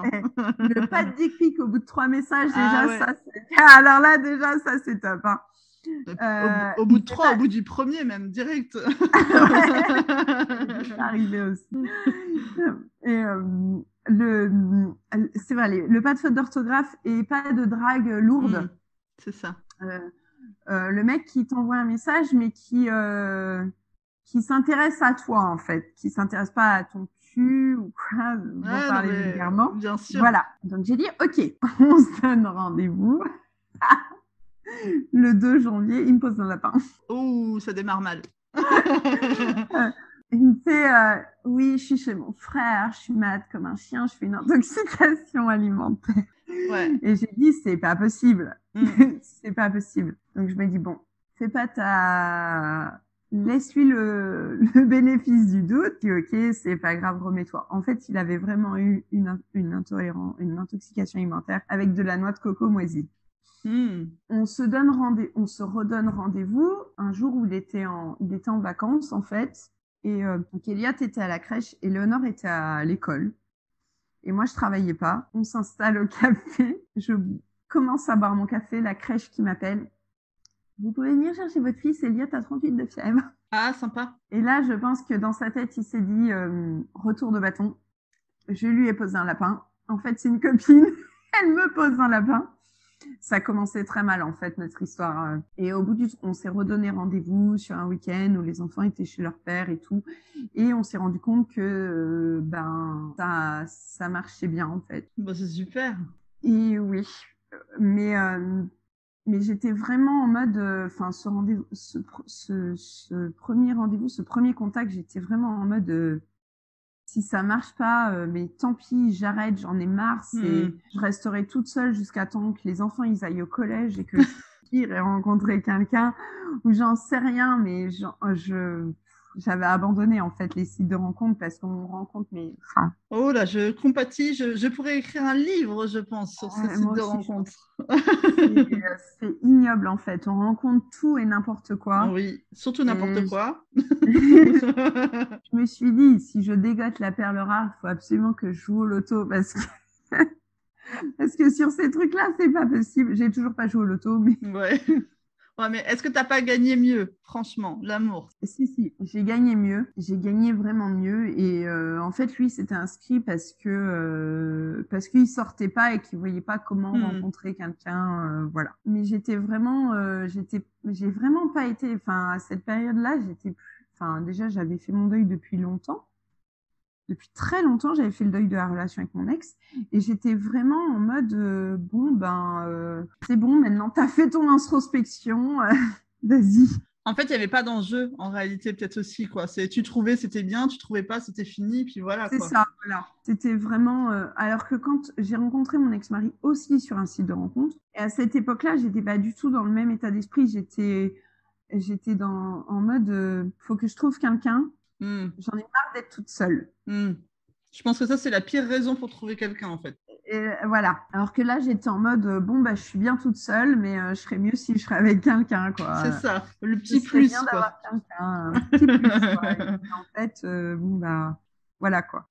Et après, comment ça s'est passé avec tes enfants, la présentation? Parce que c'est un truc qui peut stresser, je pense, beaucoup de mamans, de représenter quelqu'un, même maintenant, il y a la vie commune. Enfin, comment ça se passe? Quelle place il a aussi auprès de tes enfants? Alors, la rencontre avec mes enfants, c'était un gag. Ça a été un gag.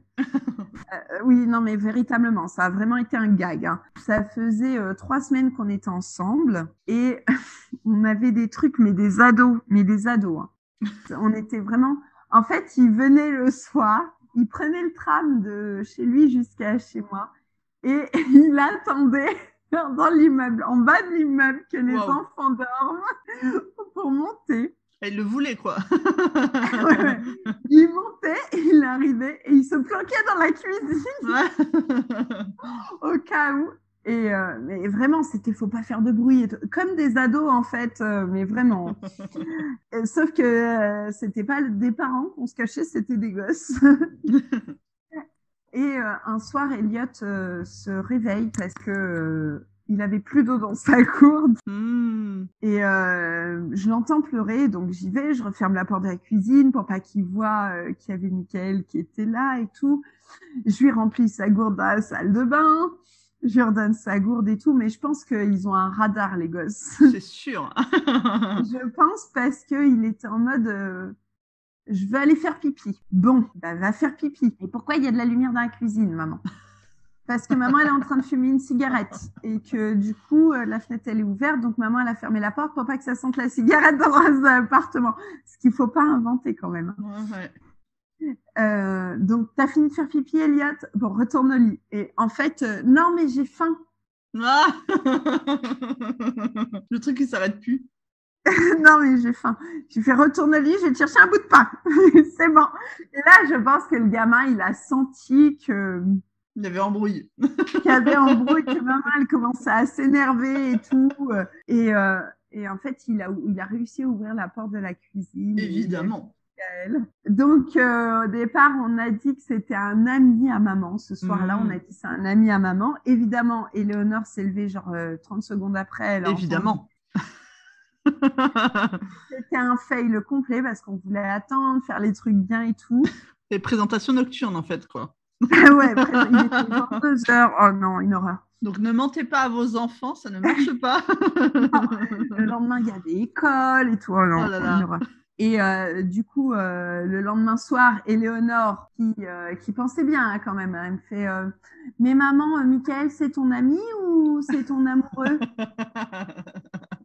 Ils sont malins. Mais je pense que tu as raison, ils ont des radars en fait. Mais trop. Et donc, du coup, je lui ai dit, écoute, ça te dérangerait que maman, elle ait un amoureux? Elle me fait, oh ben non. bon, tu sais, ce serait pas ton papa. Je lui fais, ce serait l'amoureux de maman, ce serait ton beau-père. Elle me fait, ouais, mais c'est comme si on avait deux papas, quoi. Non, Éléonore, c'est pour l'instant, non. Elle me fait, oh, mais je m'en fiche si t'es contente. J'ai fait, Oh, c'est bon, mignon. bah oui. Ouais, ouais, j'ai fait, oui, c'est l'amoureux de maman. Et je fais, Elliot, et toi, Elliot, ça te dérange que maman, elle ait un amoureux? Et le gamin, il m'a répondu, attention, attention, roulement de tambour. Je peux avoir le teuteux, maman? Donc, il en avait rien à faire. Il voulait juste téter, lui. Il était encore à l'été à cette époque-là. Il en avait rien à taper. Lui, ce qui l'intéressait, c'est on ne coupe pas ma source, c'est tout. C'est ça. En fait, je pense que ça a plus d'importance pour nous que pour eux, en fait, à un moment donné, quoi. Et aujourd'hui, alors, ils l'ont tout de suite bien accepté. Ça a été Michael, c'était Mika, c'est limite un dieu parce qu'il joue au Playmobil, il joue au Lego, Wow. il fait des dessins. Et j'avoue, moi, je fais plein de choses avec les enfants. On écoute de la musique, on fait des jeux dehors, on fait des sorties au musée et tout. Mais je déteste jouer au Playmobil, Lego, poupées, tout ça, je sais pas faire, je déteste ça. C'est pas mon truc. Et Michael, c'était vraiment leur dieu parce qu'ils jouent à ça avec eux et tout. Donc ils l'ont tout de suite adoré. Il les a tout de suite adorés, même s'il dit des fois, même maintenant qu'on habite ensemble, bon, ils sont un peu chiants des fois, mais je les aime, hein, mais ils sont un peu chiants. Je fais oui, mais tu sais, moi aussi je les aime, hein, mais ils sont un peu chiants. Et quand on a emménagé, on a eu, je dirais, 3 semaines, un mois où il a fallu poser un vrai cadre, Ouais. parce que c'était je pense que c'est un peu toutes les familles recomposées qui vivent ça, mais ça a été quand on devient parent, c'est deux personnes avec leur histoire et leur éducation qui deviennent parents. Oui. Là, ce qui a été compliqué, c'est que c'était deux personnes, donc toujours avec leur éducation, mais il y en avait une qui était déjà parent et une qui devait le devenir un peu, mais pas trop. Et il a fallu poser un vrai cadre pour montrer, ok, alors maman, elle accepte ça. Par contre, Michael, il accepte pas ça. Ah oui. Donc, on respecte, chacun se respecte avec les limites de chacun parce que sinon, ça marche pas. Donc, les enfants savent ce que Mika respecte, ce que Mika accepte comme limite. Et il y a des choses où Mika, il accepte plus que maman. Oui. Genre, par exemple, maman, elle supporte pas le bordel dans la chambre, elle supporte pas qu'il y ait des jouets partout. La règle à maman, c'est si vous rangez pas le soir, ben tant pis, hein, mais maman, elle vient pas dans la chambre la nuit si vous pleurez. Parce que j'ai pas envie de m'éclater le pied sur un Pokémon ou un Playmobil. Alors que Mika, lui, oh, laisse-les, il range une fois par semaine, le mercredi, tu fais le ménage le jeudi, et puis c'est bon, quoi. Là-dessus, il va être super laxiste pour moi. Alors que, par exemple, il y a des choses que moi, j'ai plus laissé couler. S'ils finissent pas leur assiette à table, ben, pour moi, c'est pas grave. Alors, je leur représente l'assiette au repas d'après, hein. Mais c'est pas grave, c'est qu'ils ont plus faim. Alors que Michael, c'est non, vous finissez votre assiette. Il y a des choses où il a fallu que chacun mette de l'eau dans son vin et qu'on accepte il a fallu qu'on accepte soit de respecter la limite de la personne, les limites de chacun, soit que chacun adapte ses limites quand même parce que avec des enfants, il faut quand même être un peu souple. Bien sûr, tu es obligé de t'adapter de toute façon un peu quotidiennement même. Donc, on a eu 1 mois de rodage, je dirais, quand on a emménagé ensemble. 1 mois où, on se dispute pas. Par contre, il y a eu plein de discussions parce que il y a des choses qu'il acceptait pas venant des enfants. Par exemple, Michael est quelqu'un de très pudique. Et mes enfants ne sont pas du tout pudiques. Comme beaucoup d'enfants. Voilà. Et on est encore en train de travailler là-dessus parce que ne pas se balader les fesses à l'air, c'est encore compliqué. Mais sauf que Michael, il supporte pas du tout. Alors que moi, bon, c'est pas grave, c'est des enfants. Ouais, mais après, ma sœur, ma fille, il a 6 ans, à 6 ans, je commence à lui apprendre quand même parce que à 6 ans, bon, Ouais, les limites du corps et tout.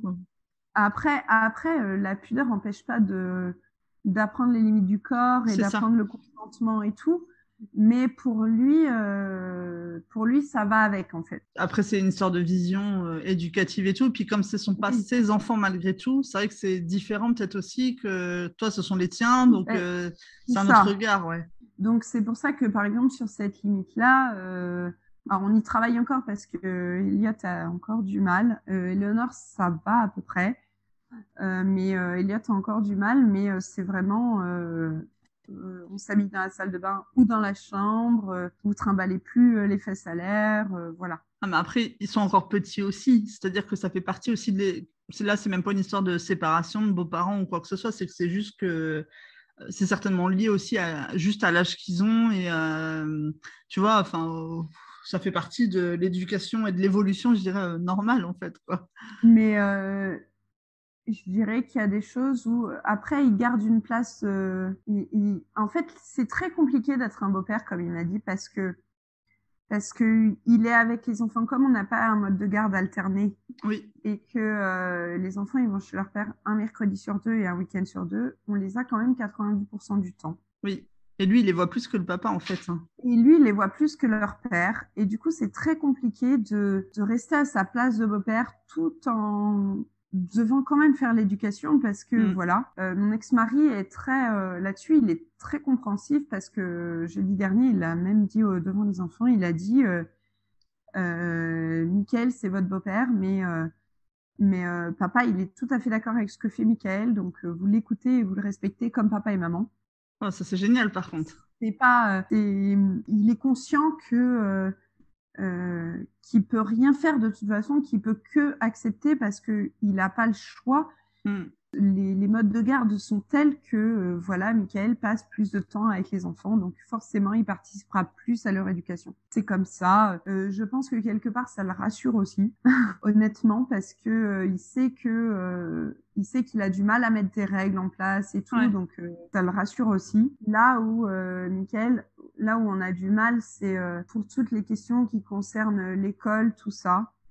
Michael s'investit parce qu'il estime que c'est important, qu'il montre aux enfants qu'il s'intéresse aussi à ce qu'ils font à l'école et tout. Il vient avec moi au rendez-vous avec les maîtresses parce que des fois il a plus les mots que moi pour parler aux enfants quand il y a des problèmes. D'accord. Parce que des fois, il a, notamment avec Elliot, il sait mieux prendre Elliot que moi, parce que moi, j'ai souvent l'affectif qui joue C'est et je vais normal, pas ouais. avoir forcément les bons mots. Alors que Eleonore, qui a exactement le même caractère que moi, je sais comment la prendre du coup. Là, pour le coup, c'est facile.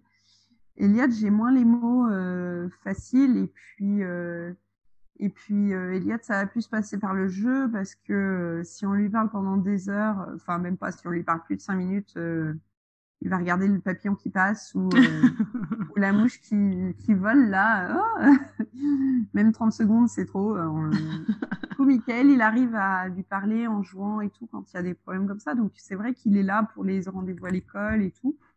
Puis aussi parce qu'il s'intéresse à ce qu'ils font. Mais la limite, elle est compliquée, en fait, des fois À à définir, avoir, peut-être. en fait. Ouais, Mm. il y a des choses qu'il va pas faire. Il va pas changer la couche d'Eliott le soir ou quoi. Mais c'est vrai que quand c'est comme ça et quand c'est la maman qui a les enfants 90% du temps et qui a un beau-père, c'est très compliqué de définir la limite exacte où le rôle de papa s'arrête et le rôle de beau-père, le rôle de papa commence et le rôle de beau-père s'arrête en fait. Ouais, je pense que c'est quelque chose qui est super compliqué. Et puis, pareil, propre à chacun, encore une fois, parce que il y a des gens qui vont accepter certaines choses et pas d'autres. Enfin, voilà, ça, c'est un truc qui est, mine de rien, très personnel dans tous les cas. Et puis, l'essentiel, c'est que vous ayez trouvé votre équilibre à vous. Et puis, c'est ça le plus important aussi, quoi. Après, moi, j'ai été claire avec les enfants quand on a eu la réponse pour l'appartement. J'ai été claire avec les enfants dès le départ. Je leur ai dit, Mickaël, il vient vivre avec nous. Mm. Mais je vous préviens, c'est comme maman, c'est comme papa. Oui. Autant de respect. Et s'il vous punit, c'est pas maman qui lèvera la punition, c'est pas maman qui dira quelque chose, c'est Mickaël qui lèvera la punition. Il y a Ouais, le même son de cloche. ouais, il a été mis tout de suite sur un pied d'égalité, en fait, quoi. C'est ça. Et j'avais prévenu Mickaël, je lui avais dit, moi, il est hors de question que les enfants te disent, t'as rien à nous dire, t'es pas notre père, ou que moi je te dise, non, t'es pas leur père, t'as pas à faire ça. C'est niet, c'est ok, oui, t'es pas leur père, mais tu fais partie de leur vie et t'es une figure de référence au même titre que leur père ou moi. T'es un adulte, donc de toute façon, si t'es un adulte qui fait partie de leur vie, tu as le droit de faire leur éducation comme leur père ou comme moi. C'est une belle définition des choses, je crois, effectivement, et ça me paraît important parce que c'est vrai que c'est pas évident de positionner un nouvel adulte qui va quand même être référent dans leur vie et en même temps qui n'est pas leurs parents. Enfin, c'est vraiment quelque chose de très complexe, je trouve, et moi, je me permettrai pas de juger parce que je pense que je pense que c'est difficile réellement pour la personne qui vient se rajouter en plus et la personne qui fait de la place à cet autre adulte aussi, quoi, au final. Ben, ça a été en même temps compliqué, en même temps pas compliqué. Ça n'a pas été compliqué parce une fois que je me suis sortie de ce purée de dogmes, on s'est rendu compte qu'on avait les mêmes règles et les mêmes aspirations. On voulait la même chose pour les enfants, donc au final, ça s'est mis en place rapidement. Ouais. Le seul truc sur lequel on n'est pas d'accord, attention, hein, c'est la fessée. Alors, je ne dis pas que ça ne m'est jamais arrivé. Les enfants ont déjà reçu 1 ou 2 fessées. C'est parce que dans un moment soit de ras-le-bol, soit de mise en danger, où ça a été réflexe, ou voilà, mais ça a été des cas, mais vraiment très rares. Et je crois que Eliade s'en est ramassé une seule parce que j'en avais marre, j'en avais vraiment ras-le-bol. Mickaël, pour lui, par contre, pour le coup, ça fait partie de l'éducation. D'accord. Donc, je pense que c'est un peu le seul point sur lequel on n'est pas d'accord. Donc, qu'il a compris mes arguments, donc il n'y en a pas à la maison. Il n'y a pas de fessée à la maison, sauf quand vraiment c'est un cas de débordement extrême et que bizarrement, alors ça va peut-être choquer les pros éducation bienveillante et tout, mais bizarrement sur mon fils, quand vraiment il dépasse les bornes, qu'il se met en danger, parce que c'est un enfant qui a un trouble de l'attention, donc des fois il a des mises en danger, il se rend même pas compte qu'il se met en danger. Oui. 2 tapes sur les fesses va plus le calmer que tu te mets sur une chaise et on te parle pendant 10 minutes pour t'expliquer pourquoi tu t'es mis en danger. Comme ça, après, c'est adapté effectivement en fonction de chaque enfant et de chaque personnalité de l'enfant, effectivement aussi, quoi. Alors oui, hein, comme les pro-éducation bienveillante vont le dire, ça va le mettre, ça va je sais plus comment ils disent, le subjuguer ou je sais plus. Voilà, donc il va arrêter, mais en fait, il a besoin de ça. Alors je dis pas, on le fera pas à bras raccourcis, hein, faut pas déformer mes paroles. Enfin, je parle aux gens qui vont écouter, mais déformez pas mes paroles. On fera pas mon fils à bras raccourcis, hein. Mais des fois, lui mettre juste une tape comme ça sur les fesses, il va comprendre que stop en fait. Oui, c'est ça, c'est plus un stop et un arrêt de la situation en fait. Et la dernière fois qu'il s'était ramassé une tape sur les fesses, c'est quand ils ont interdiction d'aller sur le balcon. Alors, déjà parce que c'est le coin fumeur, de 2 parce que c'est dangereux. Ben, bien sûr. Ils ont interdiction et la dernière fois que je l'ai vu, c'était en fait, il était sur le balcon, monté sur le banc qu'il y a sur le balcon, en train de jeter des feuilles de papier chez le voisin du. Sauf que, alors déjà, il y avait la bêtise de jeter du papier, d'aller sur le balcon, et sauf que ça venait après une série de mises en danger comme ça, récurrentes depuis le matin. Se balancer sur la chaise, il s'était coincé les doigts dans la porte. Ouais, la totale. Il avait touché au four, enfin. C'était après une série de mises. Et oui, là, en fait, je lui ai mis 2 tapes sur les fesses. Ça l'a calmé. Après, de lui-même, il est venu me voir et il m'a dit je suis désolée, maman, j'ai pas été sage, là. Il a compris que oui, là, ça avait été trop loin. Mais pour Mickaël, la fessée devrait faire partie de l'éducation. Ah, bah ça. Alors... Ça, c'était il y a 8 mois quand on a emménagé ensemble. Et puis le mois dernier, en fait, il est revenu un peu sur ça parce qu'il s'est rendu compte que... alors, nos enfants ont des punitions quand ils vont trop loin. Bien sûr. C'est le coin. entre 2 et 5 minutes selon. C'est plus longtemps si vraiment c'est une crise à calmer et là, voilà. Ou alors c'est isolé dans la chambre. Et il s'est rendu compte qu'en fait, ils n'étaient pas moins mal élevés avec un cadre précis. Et oui, certes, il y a des punitions, mais un cadre précis, ils n'étaient pas moins bien élevés que d'autres enfants, en fait, qui recevaient la fessée. Donc, il est revenu sur ça. Ouais. Mais voilà. Juste pour en revenir revenir plus sur la partie pratique, on va dire, de la séparation en elle-même et tout ça. Est-ce que toi, tu as eu besoin d'aller voir une assistante sociale? Comment ça s'est passé pour toi, tu vois, financièrement, tout ça? Parce que c'était quand même un changement aussi. Est-ce que tu as été accompagnée par des administrations? Comment ça s'est fait? J'ai pas été accompagnée au début. J'ai pas été accompagnée parce que je ne voulais pas, parce que mon histoire de vie fait que j'ai très peu d'assistante sociale. Que je sais aussi comment ça peut se terminer en tant que maman solo, parce qu'il faut pas se leurrer, il faut pas se mentir, mais on est quand même la première population qui est visée quand il y a des placements, des trucs, des machins, quoi. Donc je sais aussi comment ça peut se passer. Donc ou pas forcément des placements, mais juste des enquêtes sociales. Donc du coup, j'ai pas voulu, j'ai refusé. Je me suis débrouillée par mes propres moyens. J'ai demandé à ma maman parce qu'elle avait eu de l'expérience avec les papiers de la CAF, etc. Donc elle m'a aidée. Par contre, quand j'ai fait une demande de logement social, par contre, mais de mon propre chef, qui explique aussi peut-être pourquoi j'ai dû attendre si longtemps pour qu'elle donne suite. Parce que je l'ai fait en mai 2019 et on a eu un logement en décembre 2020. En fait, j'ai eu un accompagnement après, je dirais vers août ou septembre 2020. D'accord. J'ai eu, alors c'est Pôle emploi qui met ça en place. C'est un accompagnement global, ils appellent ça. Et en fait, on rencontre un conseiller Pôle emploi et une assistante sociale. D'accord. Il y a très peu de gens qui savent que ça existe. C'est mon conseiller qui me l'a proposé. Carrément, je connaissais pas non plus. Et ben voilà. C'est mon conseiller. Mais j'avais un bon conseiller à l'époque qui m'a proposé ça en fait. Et il m'a dit sur l'accompagnement, la conseillère Pôle emploi pourra vous aider pour vos démarches parce que j'avais déjà commencé le CAP petite enfance. Oui. Et l'assistante sociale de son côté, vu votre projet professionnel, pourra appuyer si vous avez une demande de logement social, etc. D'accord. Et en fait, c'est ce qui s'est passé. L'assistante sociale et la conseillère m'ont reçue. La conseillère m'a posé plein de questions. J'avais l'impression de passer un entretien préalable pour l'agrément d'assistante maternelle. Elle a vu que mon projet était vraiment monté, que j'avais bien tout. Et l'assistante sociale, derrière, m'a posé plein de questions sur où je vivais, la surface de mon appartement, etc. Et elle a dit oui, effectivement. Et derrière, en fait, mon dossier a été appuyé pour les logements sociaux. Et on a eu un premier entretien en novembre 2020, donc de septembre à novembre, franchement c'est court pour les dossiers.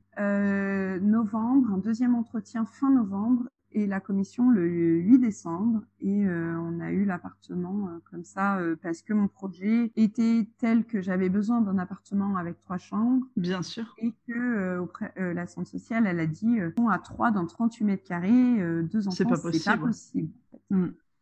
Les enfants ont une chambre de 9 mètres carrés, c'est juste pas possible. Donc, c'est comme ça que ça s'est passé. Mais très peu de personnes savent que ça existe, en fait. Carrément. Franchement, je connaissais pas du tout. Et justement, si toi, tu voulais, là, aujourd'hui, donner un conseil à une maman qui va se séparer, qui s'est séparée, ou voilà, qu'est-ce que tu lui dirais? Qu'est-ce que ce serait, toi, ton petit conseil? D'essayer d'être bien entourée, parce que c'est très important. C'est vraiment, ça évite les coups de mou, tout. Même pouvoir partager ses coups de joie, tout. C'est important d'être bien entouré parce que, mine de rien, c'est une nouvelle vie qui commence et c'est compliqué. Ça peut être très compliqué, surtout avec des enfants. De lâcher prise sur certaines choses. De lâcher prise sur certaines choses, sur les enfants, de pas avoir peur, ça va bien se passer, c'est pas voilà, sauf cas exceptionnel, mais franchement, faut apprendre à lâcher prise et à écouter ses enfants aussi. les écouter parce qu'à partir du moment où les écoute vraiment, ils le disent quand il y a un problème, mais ils le disent aussi quand ça se passe bien en fait. Et c'est important de l'entendre quand ça se passe bien parce que si ça se passe bien pour eux, moi je sais que j'étais rassurée et que du coup ça s'est mieux passé après avec mon ex-mari. Oui. Et puis de pas avoir honte en fait de prendre l'aide quand on nous la propose. Parce que j'avoue, je me suis retrouvée au RSA quand j'ai divorcé et j'avais carrément honte en fait de ça, d'être au RSA, c'était un peu la honte. Et c'est vrai que quand on touche des primes, surtout 2020 où les gens au RSA ont touché des primes à cause du Covid, quand on touche les primes de rentrée scolaire, quand on touche les primes de Noël, c'est souvent qu'on a des réflexions, des personnes, des gens qui sont méchants. Et en fait, faut laisser tomber, faut laisser couler, faut s'en fiche en fait, parce que c'est un moment donné dans la vie où on a besoin de cette aide. On est dans un pays où on a la chance d'avoir ces aides, donc faut pas avoir honte et faut en profiter en fait. C'est juste ça c'est vraiment important, ne pas avoir honte et profiter de ce qu'on peut nous donner. Oui, puis je crois que les gens qui jugent, des fois, réalisent pas qu'eux aussi, un jour, peuvent se retrouver dans la même situation, en fait. C'est que il n'y a même pas à justifier du fait de s'être retrouvé un jour parent solo, parce que c'est comme ça, toutes les raisons sont bonnes, il n'y a même pas de discussion à avoir là-dessus, et que du coup, il peut y avoir plein d'autres, ce qu'on appelle des accidents de la vie, ça peut être un licenciement, ça peut être, enfin, il y a beaucoup de choses, quoi, et personne n'est à l'abri de se retrouver dans une situation difficile à un moment donné. Encore deux petites questions, mais si on avait une entité, la politique, écoutez, un maire, un député, enfin, ou une, évidemment, même plus haut, à l'Élysée, qu'est-ce que tu penses qui pourrait être utile à créer justement pour les parents célibataires, une aide, un service? Est-ce que tu penses qu'il manque quelque chose pour le quotidien de tous ces gens? Alors déjà, la première chose, je pense que ce serait de créer un service, quelque chose qui aide vraiment les femmes battues, qu'elles puissent partir vraiment, mais de façon, mais pas une association qui attend des dons et tout. Vraiment quelque chose que l'État construise et qui aide véritablement et pas mettre dans les gendarmeries une queue pour les femmes battues et une queue pour les autres plaintes. On est d'accord? Déjà. Et pour les mamans solo, je pense que ce serait bien de mettre pas un énième numéro vert. Ouais, c'est ça. Que le système soit fait, qu'il y ait moins de paperasse déjà, de tout centraliser, mais pour de vrai, pour une fois en fait. Tout centraliser pour de vrai, qu'on n'ait pas 10 000 paperasses à remplir pour faire toutes les démarches, que on ait toutes les infos de toutes les aides qu'on peut prétendre pour de vrai, parce que aujourd'hui, on parle des aides, des primes que les gens y touchent. Par contre, on parle pas de l'évasion fiscale et on parle pas non plus des centaines de milliers d'euros qui sont pas donnés parce que les gens ne savent pas qu'ils ont droit à certaines aides. Mais par contre, on va taper sur 300 euros de prime de rentrée scolaire. Attention, parce que les gens, ils sont vraiment, enfin, c'est n'importe quoi. Ça, je pense que ce serait vraiment quelque chose qui aiderait vraiment faire que dans les centres sociaux, il y ait des gens qui soient au courant de toutes les aides et qui soient là pour les mères solo, en fait. Un guichet unique, en fait, qui regrouperait toutes les parents célibataires pour les aider parce que je pense que c'est un statut à part, même si c'est une population qui est...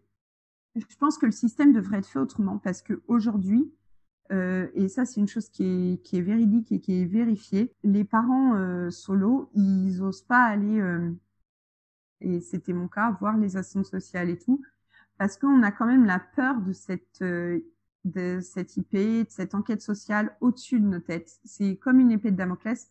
Enfin, moi, je sais que j'ai eu très peur parce que l'année dernière, pendant le premier confinement, j'ai mon voisin du dessous qui a été appelé ma proprio et qui a dit que la prochaine fois qu'il m'entendait crier, il appellerait les services sociaux.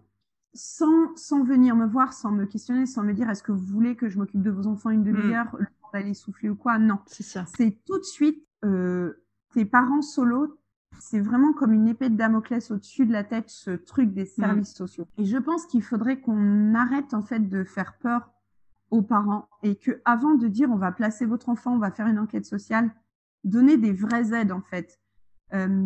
je sais pas si ce serait possible ou si c'est déjà mis en place, mais qu'il y ait la PMI qui aide pour de vrai et qui juge pas ou qui va pas référer à quelqu'un et qu'on se retrouve pas avec une enquête sur le dos parce que le gamin a mangé 3 fois McDo dans la semaine ou voilà, ou parce qu'il y a une mère qui s'en sort pas ou aider vraiment en fait. Un vrai soutien, tu veux dire même psychologique quoi. Enfin, il y a une différence entre quelqu'un qui est à bout parce qu'il gère tout H24 et qu'il n'a pas de relais et que en fait tout le monde craquerait à sa place en fait, on veut clairement, voilà, avec quelqu'un qui va faire du mal à son enfant volontairement et régulièrement. Enfin, ça n'a rien à voir en fait. Il n'y a rien à voir en fait entre les deux. Il n'y a même pas de comparaison à faire quoi.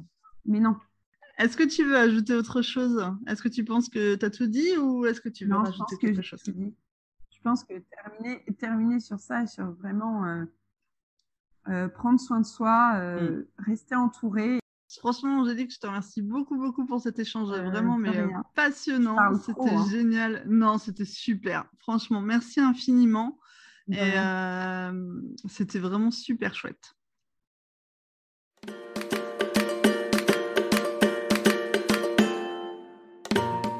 J'espère que cet épisode vous aura plu. Dans celui-ci, beaucoup de questionnements auront été abordés. Peut-être vous auront-ils aussi permis de vous interroger à certains sujets comme moi, ou au contraire, conforter dans vos idées. Cet épisode a été enregistré en septembre 2021, et depuis je dois vous dire que malheureusement, les relations avec le papa de ses enfants se sont complexifiées pour Angélique, et pour des raisons que nous ne détaillerons pas là, et toujours en essayant de communiquer du mieux possible et d'essayer de privilégier l'intérêt de leurs enfants, d'un commun accord, il ne voit plus actuellement ses enfants qu'un samedi sur 2. Angélique, par contre, s'épanouit dans sa vie à 4 et dans son métier d'assistante maternelle qu'elle exerce maintenant depuis plusieurs mois. Si cet épisode vous a plu, n'hésitez pas à lui mettre 5 étoiles et ou un commentaire sur la plateforme que vous utilisez. Vous pouvez également le partager à vos proches sur tous les réseaux sociaux. Merci de votre écoute, à très vite.